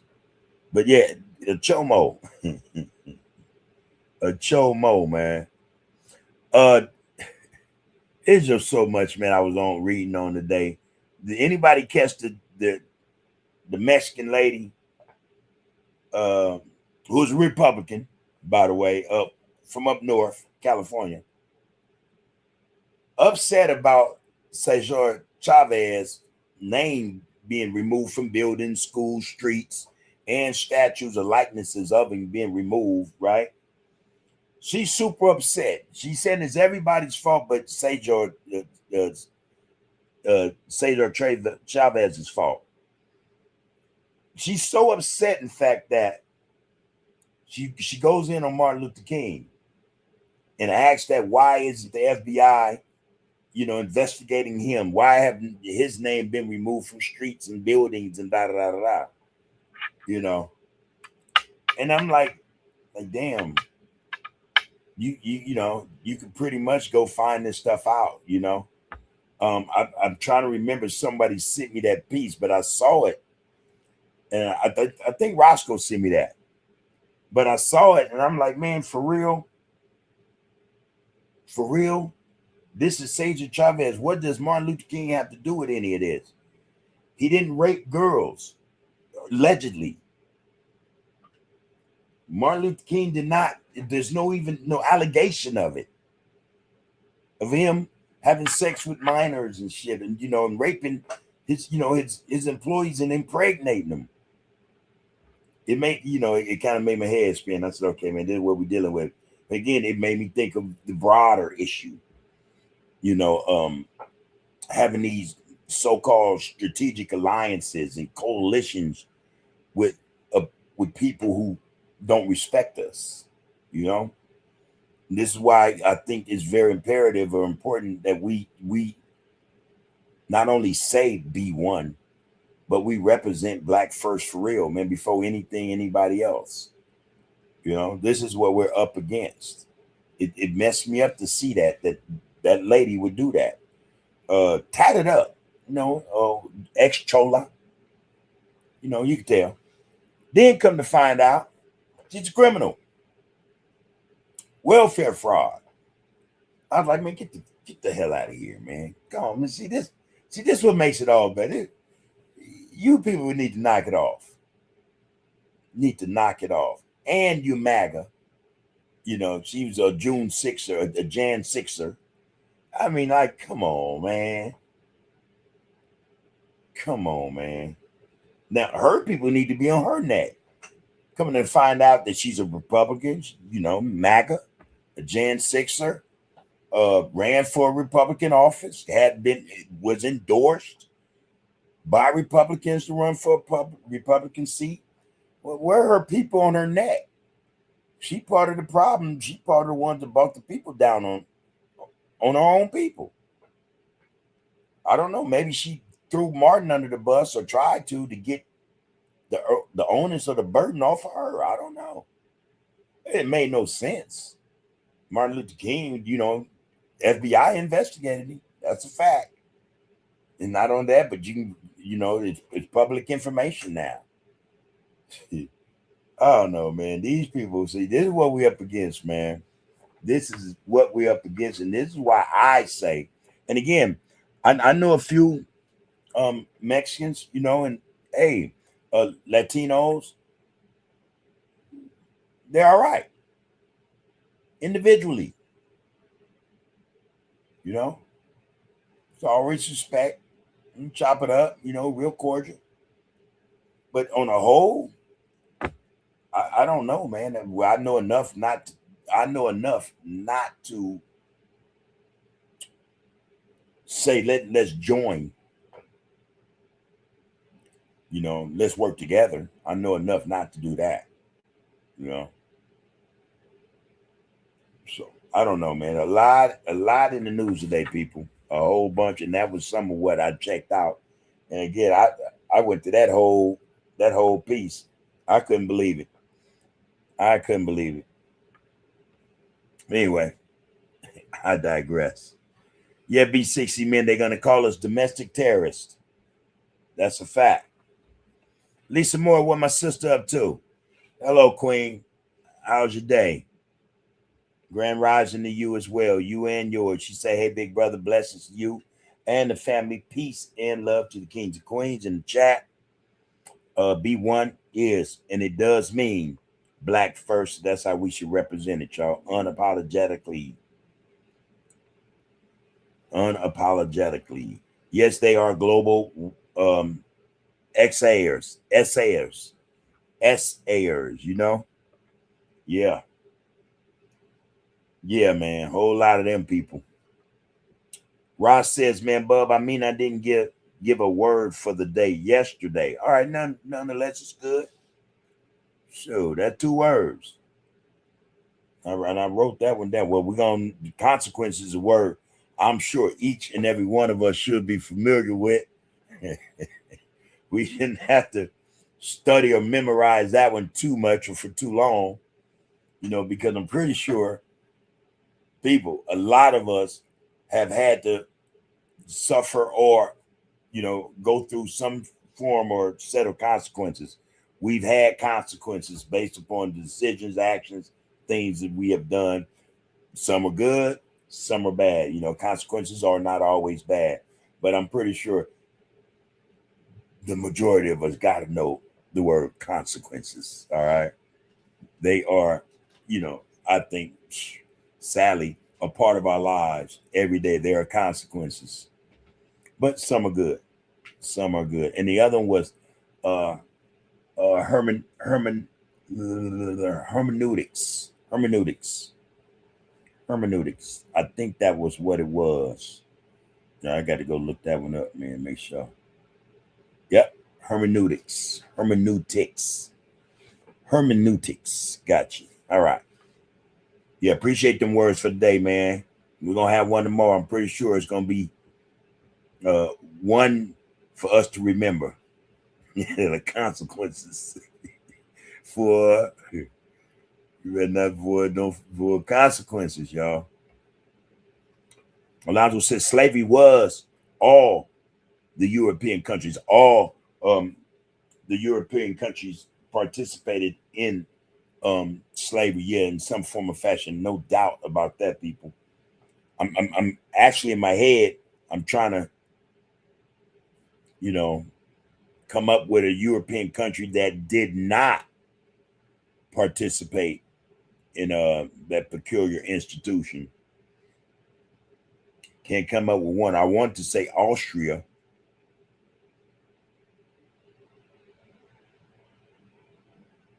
I wanted to say Norway, but I don't think I would be correct. Did Norway participate in the slave trade? Yeah. Yeah, Norway.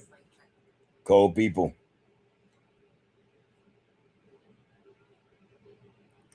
Cold people. Did Austria participate in the slave trade? Damn. Damn. All of them. Shit. Well, hold on. I'm curious about Germany. Did Germany participate in the slave trade?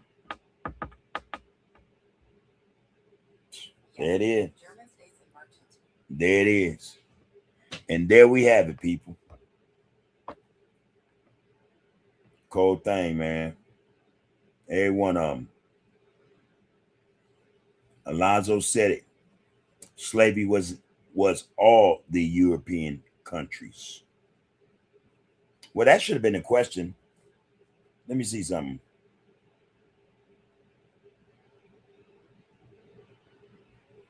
Were there any European countries not involved in the slave trade? Yes, many European countries avoided the transatlantic slave trade. It was primarily Western European nations, such as Portugal, Britain, and France, who were involved. Eastern European countries, the Balkans, and neutral nations like Switzerland, however, did not participate. Okay. So the Balkans, Switzerland, they did not participate, but most of the Western European nations, yeah, the West, they were all involved, each and every one of them. Switzerland, no, though. The Balkans, no. So, yeah. Probably facilitated in some form or fashion. Something you did, you contributed to it. Something. You built the rope. You something. Shit. Anyway. Yeah, appreciate that, Alonzo. Made me go and pick up some more shit. Human mystery is so friggin' dope. Human memory is so friggin' dope. Yeah, it is. Hey, what do you mean by that, though?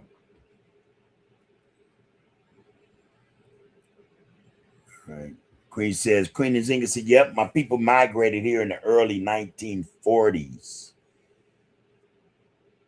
Oh, that's Queen Nzinga talking about where she came from. Huh? Where did that start at? Let me catch that. Oh, shit. How deep am I going? I didn't caught up, though. Pretty good. Almost. Let me catch up. I'm going to preach it.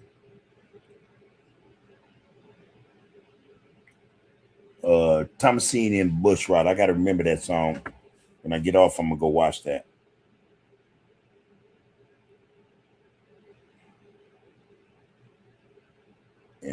Bush Rod. All right. Anyway. All right. Good. See you up in here, Lisa. Peace and blessings, sister. Like I said, I don't know if I got off track or nothing. Al Thomas says, man, we migrated from Chicago. I have family in Detroit, Wisconsin, Florida, and California. Well, y'all, a little bit of y'all spread it out right there. Mainly, we're just here, California, Oklahoma, and that's it. It used to be Texas at one time, but I'm pretty sure none of our family is in Texas. But Oklahoma and California is where we go. Yeah. Alonzo said, yeah, this family comes from Texas in the 50s. Ross said, Oklahoma, home of the Tulsa Black Wall Street and the Gap Band. You know the name Gap is the three main streets in Tulsa. The song You Dropped the Bomb on Me is about the bombing of Black Wall Street. Ain't that something?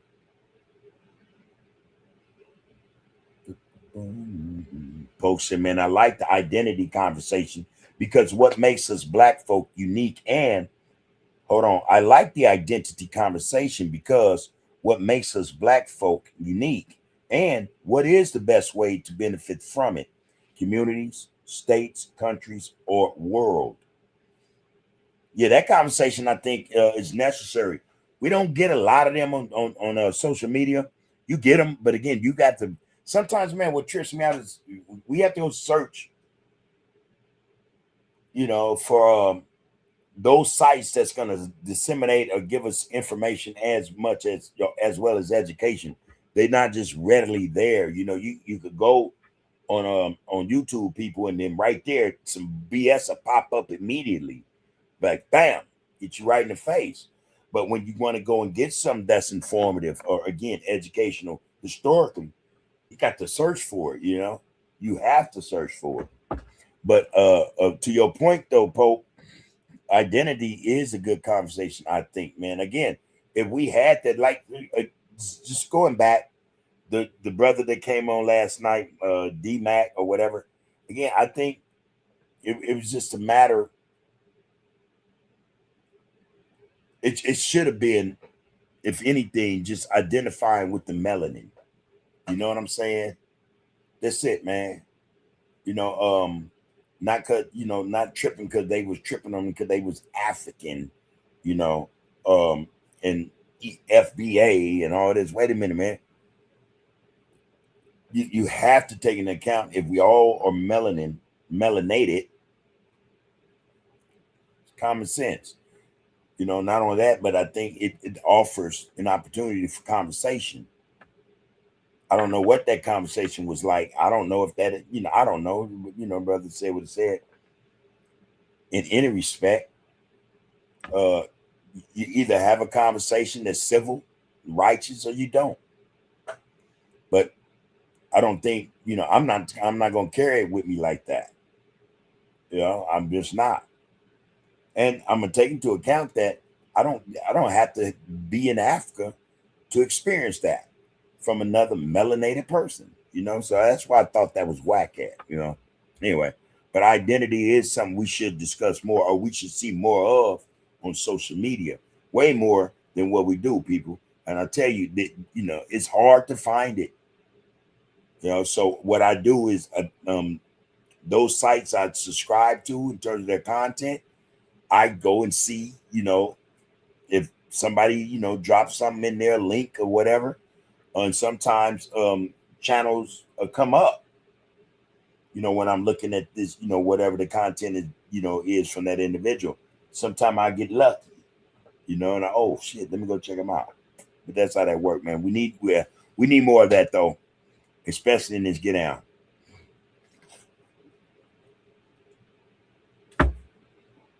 You do us a great deal, man, of good. Appreciate that, man. Quentin Jenkins said, man, the message is what we are looking to hear. Go ahead and post those. All right.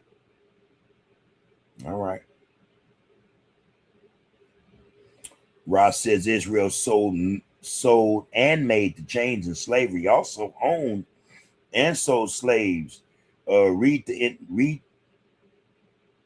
NOI book called The Secret Relationship Between Blacks and Jews, all documented facts on their participation. In the book, Farrakhan gives the actual factual names of the Jews that sold and bought our ancestors here in America. Appreciate that, man. Appreciate that info right there. Lonzo said, Bubba, they're looking for some more children to eat. Yeah, man. Don't even get me started on my thoughts, man. And it ain't no conspiracy. I'm pretty sure, man, a lot of wicked stuff is going on. But people, those who run everything, they got a cold machine, a cold organization in place, a cold operation. That's what Epstein called it, an operation. They got one in place. They got a cooperation in place. And in that operation, I'm pretty sure they devour people, namely us. A lot of people got a lot of messed up thoughts about us in terms of our melanin. A lot of them think that they can eat of it and get some kind of powers. I think some think that we're the key to the fountain of youth, and a whole lot of stuff. Extra strength. More vitality. You know what I mean? All kind of stuff. All kind of ideas and thoughts about us. They have them, man. And it would shock a lot of us in terms of what they really think about us if we could really get a hold of not just the tumult, because I think there is in the tumult a lot of specific things that they say that is okay for them to do to a goyim, people who they refer to as goyim. So there's a whole lot of going on, man. And again, them people ain't nothing but Europeans. It's just an identity theft type thing going on right here. You know what I mean? Body snatching type stuff. They are not. Yeah, shit. Come on, man. Rob go on to say, man, in the book, Farrakhan gives the actual factual names, okay, of the Jews that sold and bought our ancestors here in America. Yeah, and then Alonzo said, yeah, they're looking to eat more people. That's true, bro. At least I think so. Yo, Bub, the Queen hated them. Which Queen, Alonzo? Elizabeth?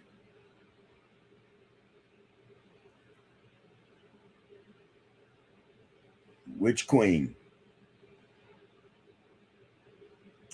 Ross said in the beginning of 1966, the BGF was formed. Later on that year in October, the Black Panthers was formed. In the movie Black Panther, a lot of people didn't connect.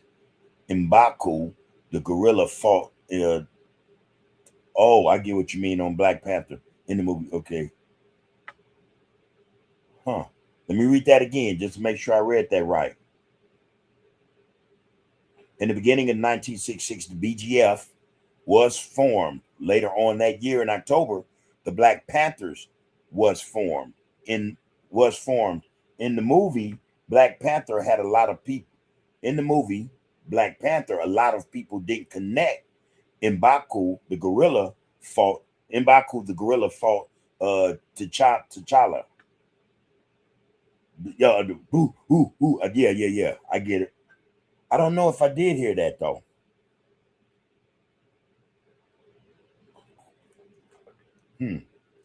So you're going to say, Rob, for the rulership of the Black Kingdom, that was what the fight was for. Got you. And so, are you saying that occurred with the family and the Panthers, or what? Same as BGF may have killed Huey in real life. I don't know if that. I don't know. I got a different take on that one, bro. I just do. I got a different one on that one. Yeah, I got a different take on that one. I don't know about that one. I think them the third alphabet.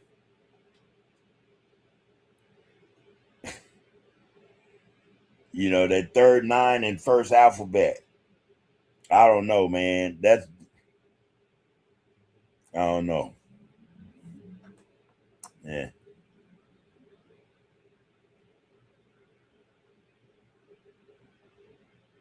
Yeah, I don't know. That's a hard one to swallow right there. Cash Money said, man, big bro, Belgium had one of the most vicious rulers whose mental fingerprints have fueled many of the troubled conditions and interactions we deal with today in so many facets. Leopold, thank you for dropping that in there, Cash. Leopold. But think about this. Leopold was even after the inception or the start of the Atlantic slave trade, Leopold was in the damn shit, man. Early parts of the 20th century, you know. Leopold that came after, or he was there when they decided to sit down and chop up Africa, decide who gonna get you know, what piece of the continent. And not only that, but he considered his cut, he looked at it differently as opposed to the others who just wanted to colonize. It said that it's alleged that he considered the Congo his personal possession. I don't know. Then that you have to look at it like, okay, then he did see that in a different, mindset. It was colonized, but at the same time, it was his. It was his, and it didn't belong to Belgium, so to speak. You know what I mean? It was his. Well, these other colonizers, they colonized for the country that, they colonized the country, but him, it was mine. Don't belong to Belgium, belongs to me, Leopold. Yeah, that's the difference, I think. But yeah, this cat, and think about it, he had to learn that too from somebody way before him, because if I remember correctly, he was up in there, man. He didn't 19 shit almost so almost said 1920 something, but I'm gonna double check because I don't want to just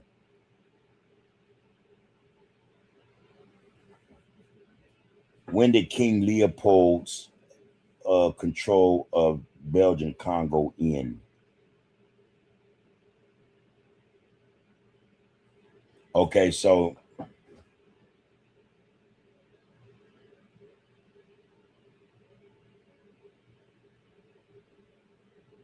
in 1904, Leopold II, he was forced to allow an international parliamentary commission of inquiry entry into the Congo Free State. By 1908, public pressure and diplomatic maneuvers led to the end of Leopold II's personal rule and to the annexation of the Congo as a colony of Belgium, known as the Belgian Congo.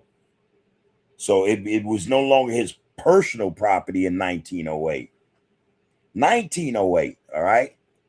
Again, a lot of us don't know there was still a lot of Caribbean islands under slavery in the 20th century. A lot of us don't know that, but anyway, just all of them, man. I have to agree, man. The brother Lonzo say all of them. All of them in some form or fashion. If you didn't make the chains that held us in bondage, you helped to make the ropes that kept the sails up, that you tied down the sails with the transport of our people, man. You built the anchor, man, whatever. Shit. You might have built the ship. You were involved. That's how I look at it. She appreciate that Cash Money. Yeah, that was my question. Why would she bring up MLK? Had nothing to do with Cesar Chavez. Nothing. And the lady was a co-founder of the UFW, United Farm Workers. She, along with Chavez, created the organization. And he took it. He took it. You know what I mean? Like, boom, give me that. More than once. And she wasn't the only one. You never heard King doing no shit like that. And even if he did, and I have to agree with the brother, even if he did deal with Chavez, what King got to do with it? He's a black man. This dude is a Mexican. Just like you. You're a Mexican. And if you and she's mad at Karen Bass, but again, she's Republican. And how confused can these people be, man?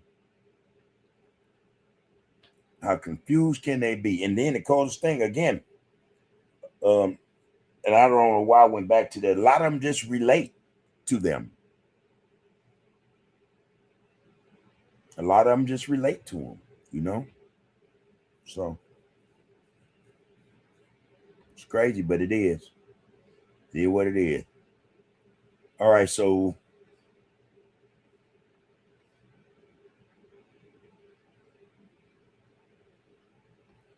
okay, Lil Boy. Yeah, again, thank you for that Cash Money. Yeah.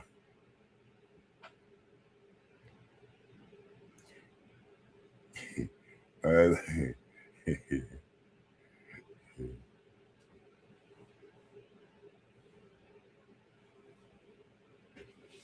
All right, I see you up in there, Raymond Skull. You dropping that vocabulary, huh?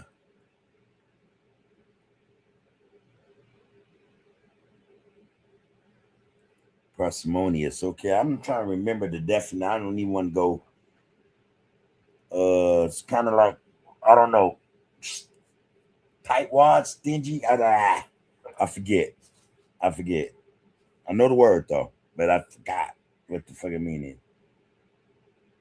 Parsimonious. What does parsimonious mean? Stingy. All right. And thing on that one long hard. Yeah, Russia didn't participate because Russia wasn't even actually considered part of Europe. It's more Eastern Europe over near Asia, or a part of Asia in Asia, or I don't know. But yeah, Russia did not participate. I read that. That's what it did say. Russia did not participate in the peculiar situation. So, but then you wonder, well, the artifacts they hold that had nothing to do actually with slavery or or artifacts from from the land of our ancestors. The artifacts they have more than likely came from conquests of European nations, where they have these paintings and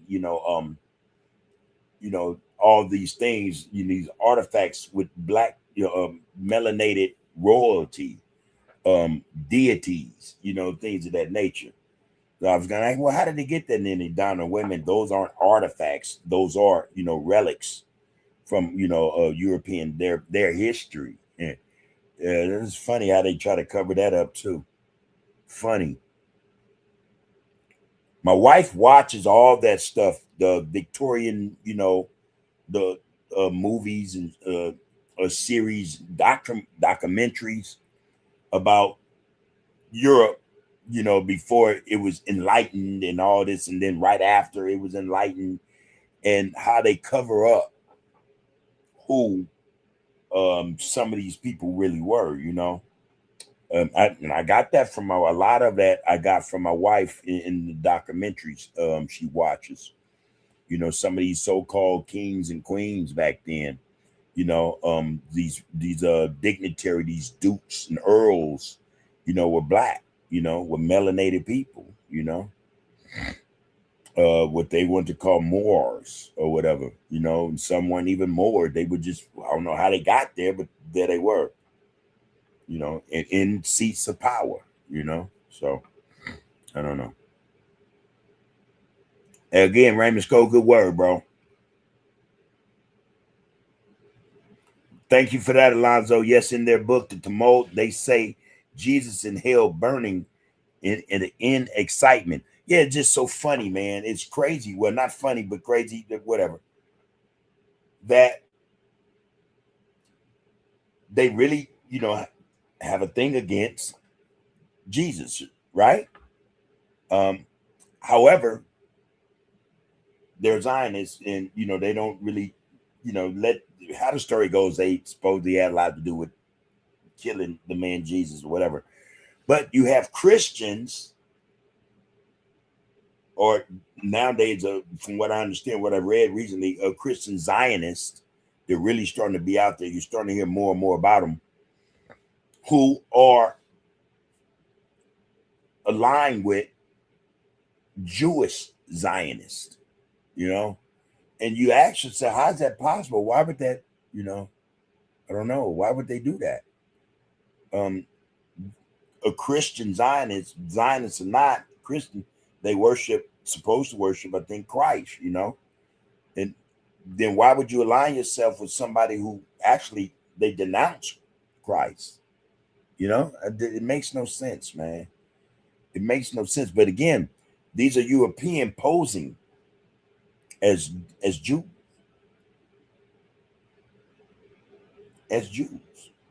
So that makes no sense, But hey, there it is.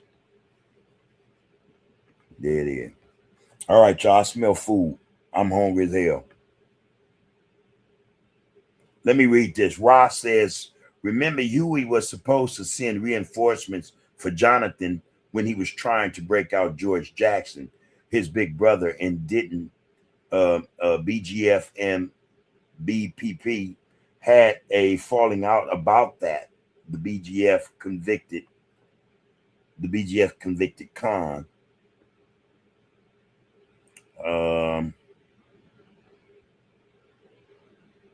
I don't know, man. I don't know. I can't speak to that. It's right off the top of my head. I can't speak to that, bro. Yeah, I can't speak to that one. You have to do a little research to find out. But I just think, for me, bro, I just think it was Cotel and Pro, Cotel and Pro, I think it was them. Intel, you know what I mean? I think it was them. I think it was CIA. That's what I think. COINTELPRO, man, that's who I think it is. And they do that. They'll do that type of shit. They'll wait. And then not only that, but imagine just the hoopla or the excitement a lot of brothers and sisters had on the fact that he had made it out and were anxious to know, what his plans were. Did the people still matter? You know what I'm saying? Things of that nature. You know what I mean? For those who, and they've never stopped looking in our communities or at our communities in terms of our leaders.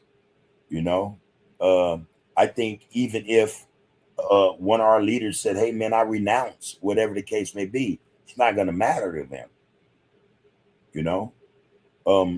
Tookie, for example, had redeemed himself, and the world supported his transition, trusted in it, and in his way, he renounced, gang activity. Did that matter? I think the prevailing thought was we can't allow him to live.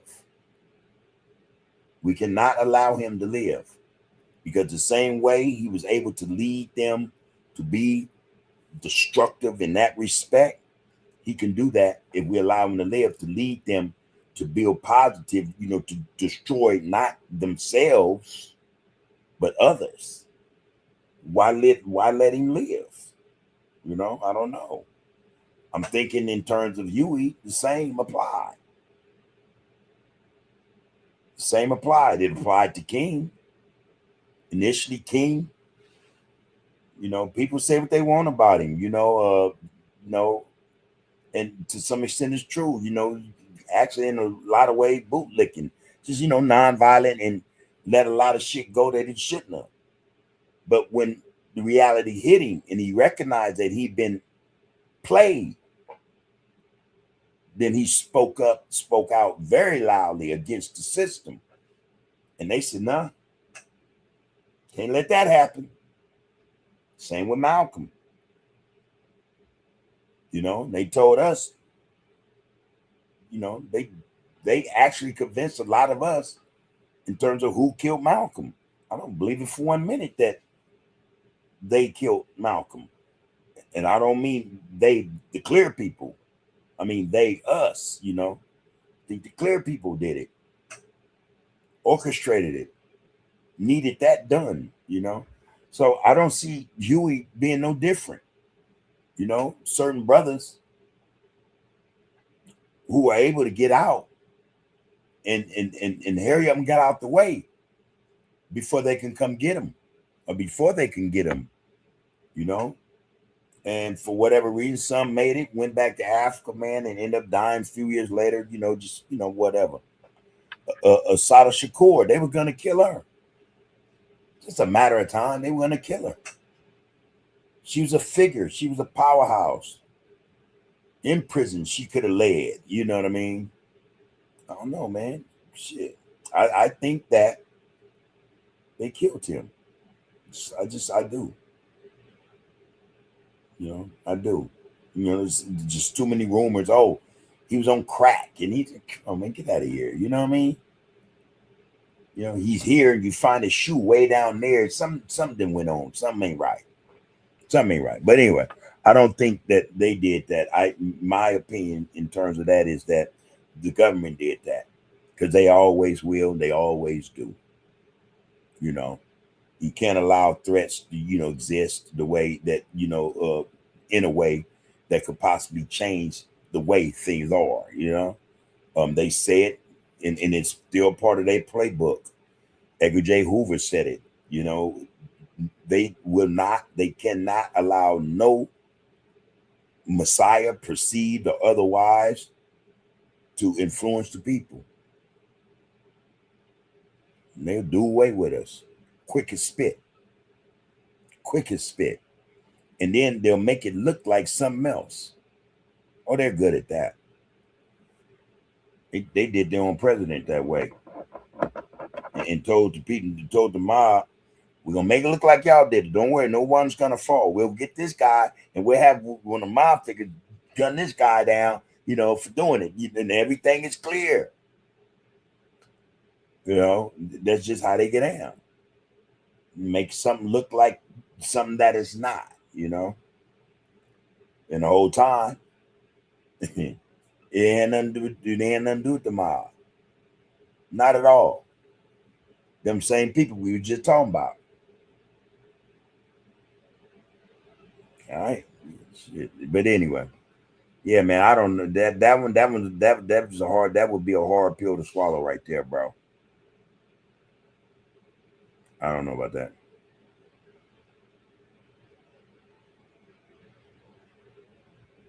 Rakufu said, man, Stan Lee wrote the comic book Black Panther in 1963, 1966. All three come out in 1963. And I do recall that. Used to collect comics, man. Man, I had some old comics too, man. I used to collect comics. And the crazy part, and most of us, I like to think that most of us understand that most comics, a lot of comics who we see today as white characters were black, And when they were talking about people with superhuman strength, you could do it, impossible things, they were talking about black people also. Yeah.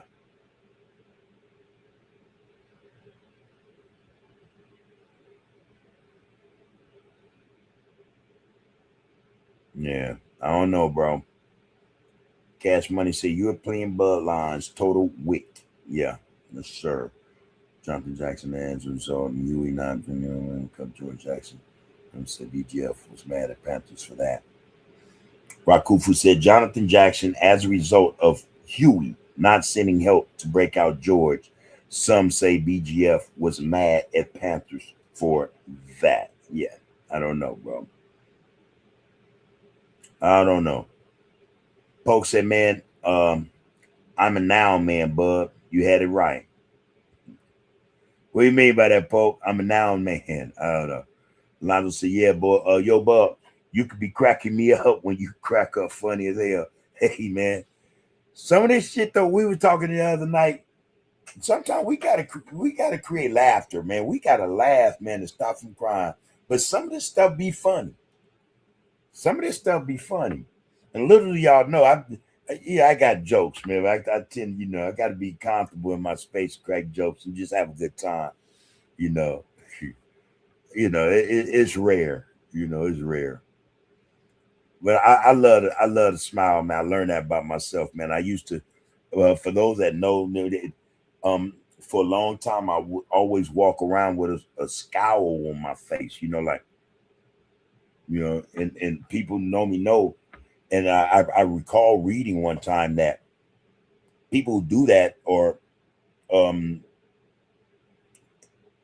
people who do that, they do it because they don't want nobody bother them, or they're really scared or something like that, right?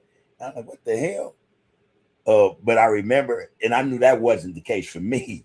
I remember as a child, there were two things my mother didn't like. And I mean, for real, from the first grade, I used to get into it with my teachers and stuff. But anyway, I used to always have my fist ball. And my mom would be like, boy, unball your fist. And then my mom like, why? But she said, that's not, don't do that, but I knew, I'm fighting. And even then I'd always have a frown or a scowl on my face. She'd be like, straighten your face up. What are you mad at? Why are and shit, and it took me a long time to realize a whole lot of why I was upset about, or why I was mad about, or why I had my fists, balled up all the time as a kid. Like I said, man, we didn't grow up poor. That came, around the first grade, and things had changed. I mean, like literally overnight. Overnight. I recall growing up as a child, like I say, from 3 on up to now, Um, I recall when it went all bad for our family. I recall what came as a result, what the consequence was, because mom and pop couldn't make it work out, or, do right, by us more than themselves. I recall everything that occurred, and I think that's when it started for me. I saw this shit just happening, just unraveling, our lives going bad, man, and just hey, man, shit. But yeah, anyway, but um, so the face thing, man. Anyway, my wife would tell me all the time, "Hey, what you do?" I'm like, "For real?" It's like, "Yeah." I'm like, "Oh shit," but I think that came from habit more than anything. And again, anybody that know me know, you know, yeah, ain't a little crazy, maybe, maybe, but for the most part, we cool, man. We cool. I don't, hey, man, And not only that, but I think I tend to be a responsible individual, even way before, now, most that know me know, hey, man, okay, that's why I'll carry that. You know what I'm saying? Get my own way. I ain't tripping. But my wife would tell me, like, hey, like, damn, for real? She's like, yeah, yeah. So I'm like, all right, I've become more conscious of it. So what I learned or what I've been, I don't mind smiling, man. Growing up as a kid with a gap, that was another thing. That was different back in the day. You couldn't have no gap in your teeth because you're gonna get bagged on. So that's why I was mad a lot too. Shit, like, damn, man. I'm black and I got a gap. Let me catch a break, man. Let me catch a break. Couldn't catch no breaks, man. They had some of the best jokes about gaps in your teeth, man. Bar none, man. Some of the best jokes. And then, couple that with the fact you dark skinned back in the day. Black and have a gap. Boy, look here. You man, all the way from beginning to class to recess to nut, motherfuckers is cracking jokes. And I'm fighting. I'm fighting. So, man. Now though, I'm a grown ass man now, man. I'm told by the wife I have a handsome smile. I love that. I love that. I don't mind. Just hey, man. This continence, man, is cool, but it's cool by me, man. And it does me justice. Put it like that. So yeah, man, there are jokes, and I don't mind laughing, bro, and having fun. That's the truth. Wish we could laugh more often, though. But you said I'd be cracking you up, man. Yeah, man. Yeah. My wife, man, I'm gonna tell you though, my wife, maybe one day in the future I can get her to come and sit with me, man. That would be the shit, I think. I tell her that. I said, man, be the shit. But this is not her get down, so I get it. But man, I could go in the room. I'm ready to relax. And again, y'all don't really know, man, the truth of the matter about the TVs, because we have two. She'll have her TV on, and as soon as I come through our door, I'll look. Some bullshit, right? I'm like, some bullshit. But now I've seen it. It's some bullshit. I say, what you watching? That's what you looking at.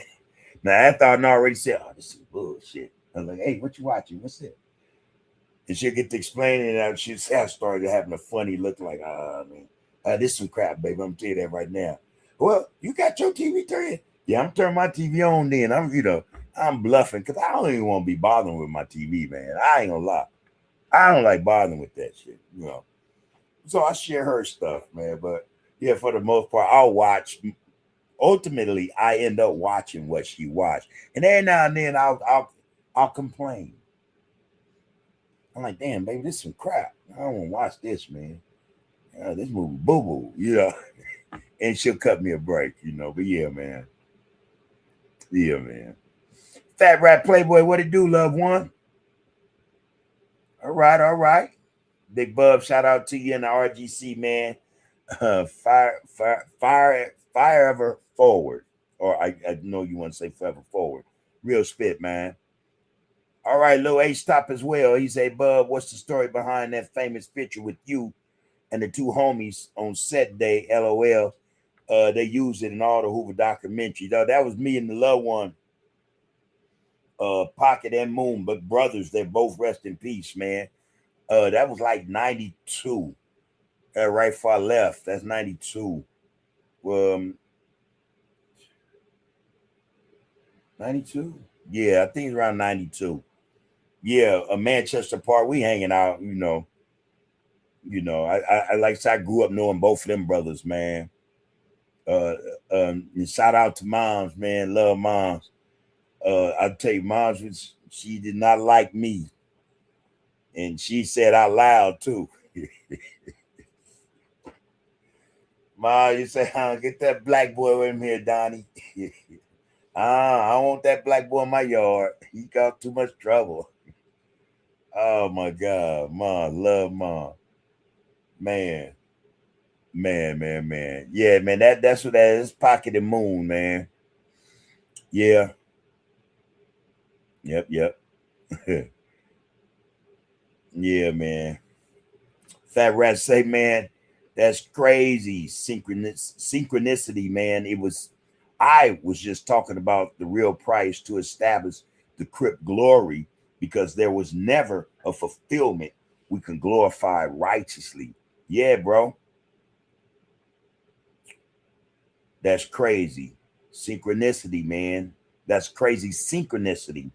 I was just talking about the real price to establish the Crip glory, because there was never a fulfillment we can glorify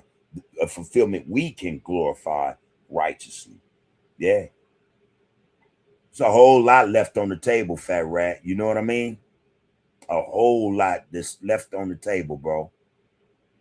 That could be addressed, corrected, mended, whatever the case may be, A whole lot of that, bro.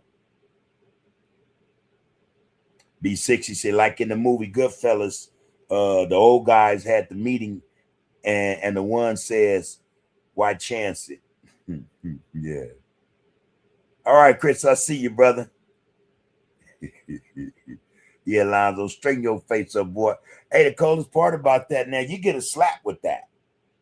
Because your moms and, they, listen, man, things are different for real, in terms of parenting, mothers and their children, especially their sons. It'll be like, whatever, spin on you, put straighten your face up, between your back, right? Like, dang, so now the face is even messed up more. What I tell you, straighten your face, how did you just slapped me, man? Give me a minute, Hey, man.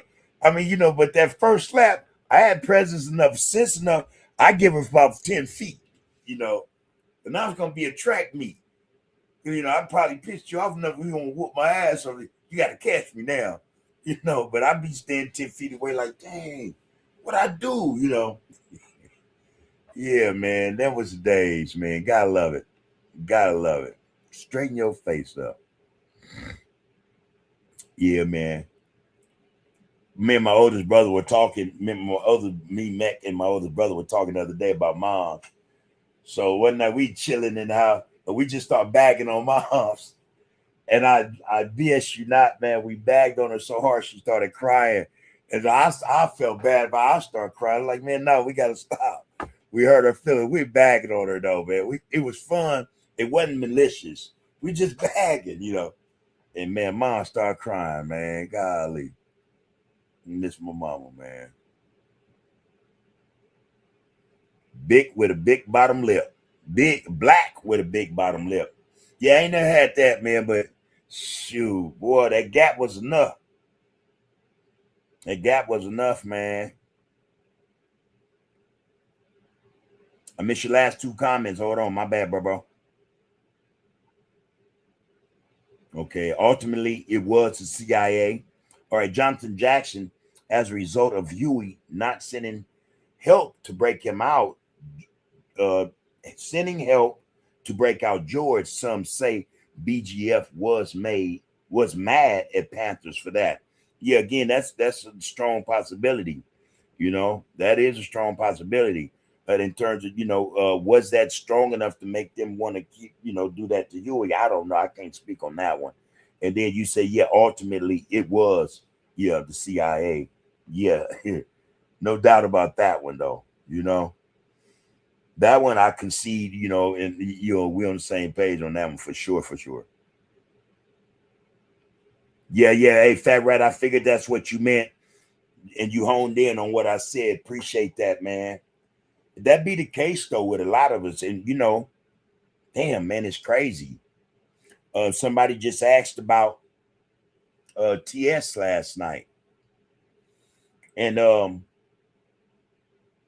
man, if he only understood his potential in terms of unification, I think a lot of things could have been accomplished, with his presence, and then his ability to go speak and bring in other brothers. This thing could have went the way it should have, and it didn't, And so when I asked, how the homie doing, I don't know. I love the homie. Just don't like what happened, I can't respect that. I can't, but I love, it's a G homie. I love him. I love him to this day, man. But damn, so much I used to tell him, like, man, do you know you could change the world, man? It's there, man. You're $1 million brother. It's a lot you can do, man. To aid this cause, man, this push, this reunification. So much, man, I used to talk to him about, man, and we did talk. A lot of homies know. I chill with the homie, man. My thing was, come on, homie. The community needs you. People need you. What you gonna do, man? All right. Yeah, Fat Rat. This price is high, bro. Yeah. You said this price is high, bro. It's really about going backward at the risk of our own lives to attempt a forward endeavor. Damn, that's deep. But I can dream. Yeah. What if we could get it in order and repurpose it to be our military, our militia? Yeah. Secure the sovereignty. Separation is more important to teach them prayer. That's what I miss, man. There, you ain't been in the thing in a couple of days. That's what I miss. There you go. Appreciate you, bro. Chris say, man, if you notice, it wasn't until Michael Jordan that made dark-skinned men in style. Let me see. Yeah, Mike, that was 85, 86, maybe 87, yeah. Well, North Carolina first, but he wasn't even famous then. I'm trying to use my brain now. Who was dark-skinned? Well, Mr. T was out before Mike. And believe it or not, Mr. T, with all his gruffness and, to me, a lot of buffoonery. But, yeah, he had a lot to do with it. I mean, and the cold part about it, what he had to contend with just to give us a little more, not necessarily add intimidation to a darker hued brother, but just a little more acceptance, and respect. He had to contend with Jimmy Walker, JJ, good times. There were others, just it was brothers back then. You're right. It wasn't that many brothers who were good role models, man. Dark-skinned brothers that was pushing, handsome brothers that was pushing positivity or just carried themselves a different way. And so you have black brothers, and I think from the street level made black brothers more acceptable. Not just acceptable, but brought us into the get down to where, boom, we found our rightful place had been, we ascended to our rightful place. Go back then, the light skin, if light skin, you win. I recall all that, man, going through elementary to junior high to high school, well, no high school, but junior high for sure. For sure. All right, man. I just got kind of checked. Talmud. All right, thank you, brother. And Goyim. All right, Fat Rat. You say, man, we have to speak into the solution. We have to speak into the solution-oriented mind, soul. Soldiers train, hypocrites complain. There you go. What do we have, and what do we need to do with it, bro? Warriors train, hypocrites complain. There you go. All right, on that note, everybody, I have to cut, man. I just got checked, all right? See, y'all done got me in trouble. Got me frowning now. Like, damn, man, I'm doing things. Yeah. Anyway, man, peace and prosperity to the people, man. Love yourself, man, so that we can love each other, man, and take care of you so that if the time comes, when the time comes, and it'll come, you'll be able to take care of those who need your support, man, or need you to take care of them to some extent or in some respect. Man, love and take care of yourself. That's it. That's all I need to say, man. That being said, power is in the people, man. Let's focus on the focus, man. Again, we don't know what's going to happen, right, when the sun come up, but let's put that thought in our head that the ancestors, man, are going to, boom, give us a tap, man, and then boom, we had that grand rise and we 10 toes down. When that occurs, man, take advantage of the situation, all right? Take advantage of the situation, people. Peace and prosperity. Like I said, man, power is in the people. You are, you have been, and you will be, everyone, under the groove. One love. Be one. All right, get it in. Count the names, count the bodies, count the victory. Cullen Hughes, Hearst, the right of future history. From the Apollo to the Borough to the Sphere. where the echo of those Harlem nights still ringing clear. So when they ask what happened in those tenement flats, between the spirituals and where consciousness is at, tell them we transform suffering to scholarship and song. Tell them we've been telling you we're brilliant all along. The Renaissance will prologue every decade since the sequel. Every black child born's continuation of the people who survived the Middle Passage, survived the Jim Crow laws, and built magnificence from nothing but their vision and their flaws. That's in the sergeant is once a less than Hatters, hats, and Mercedes. Please don't you, I can't stop us. Power sensitive, watch the appeals for polls. Need your data, talks and constantly problem when the wedges want to build the season bait. Now don't get the pause. It's just erasing up the times, plead the markets off the main. Make it on the fans, turn and they can love the durn. Suffers like a kisher. You went wrong to preaching up on side is each alone, bitch on the shit and untrue seeing vet someone that very it's on Gary Land. Be hell in heaven, you see what the bound of it. Wait, talking for the marker, make the key to pull the club and saw the boards to the single land is carried open, slowly keep us looking on my mother, break your chair and resi for the he and let the blessed be and every time we keep a spawn.